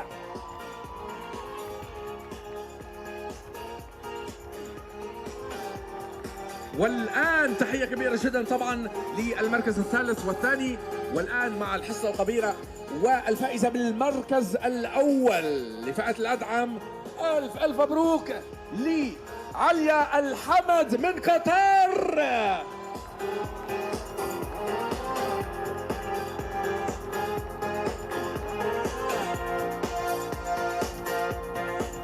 Ladies and gentlemen, please bring your hands together for Alia Al-Hamad of Qatar. These are the top 3 winners of the female Qatari category 21 kilometers. ألف مبروك. والآن مع صورة للفائزين والفائزات. إذن تهانينا. Thank you ladies. شكرا لكم. شكرا للفائزات وتحية لكم مجددا. والآن ننتقل إلى فئة الرجال، فئة الأدعم، ومع سباق 21 كيلومترا، وبداية مع المركز الثالث. Third place winner of the Qatari male 21 kilometer run. A big round of applause goes to محمد المطاوع of Qatar. ألف مبروك.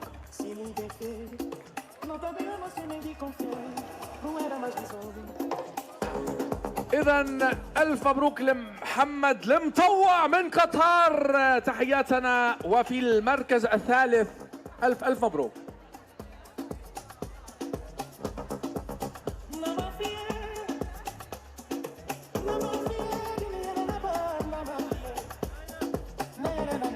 أما الفائز بالمركز الثاني لفئة الرجال لسباق 21 كيلومترا فارس المهندي من قطر.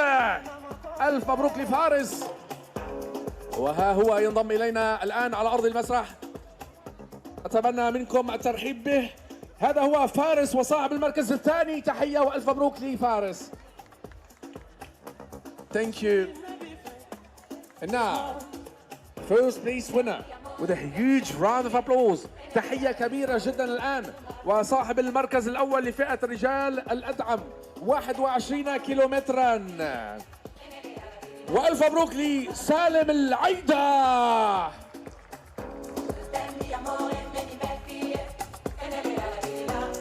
Ladies and gentlemen, تحية كبيرة جدا جمهور. A huge round of applause goes to Salim Al-Aida, our first place winner of the male Qatari 21 kilometer race. Ladies and gentlemen, these are the top 3 winners of the 21 kilometer race. Let's have a group photo.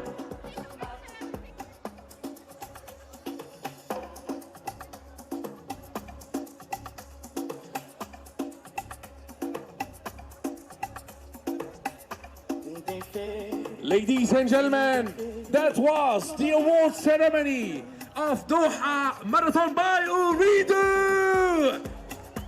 أسعد الحضور. كان هذا هو حفل تتويج الفائزين لفئتي 42 كيلومترا وفئة 21 كيلومترا لرجال النساء للإليت والفئة العامة والقطريين. شكرا لكم. شكرا لوجودكم معنا. شكرا لهذا الجو الجميل وهذه الطاقة المميزة الموجودة معنا هنا في قرية الماراثون. I would like to thank everyone, every individual made this event successful. A big thanks from the heart of Doha Marathon by Ooredoo. I would like now to leave you to enjoy the vibes, to enjoy the music, and let's have some fun!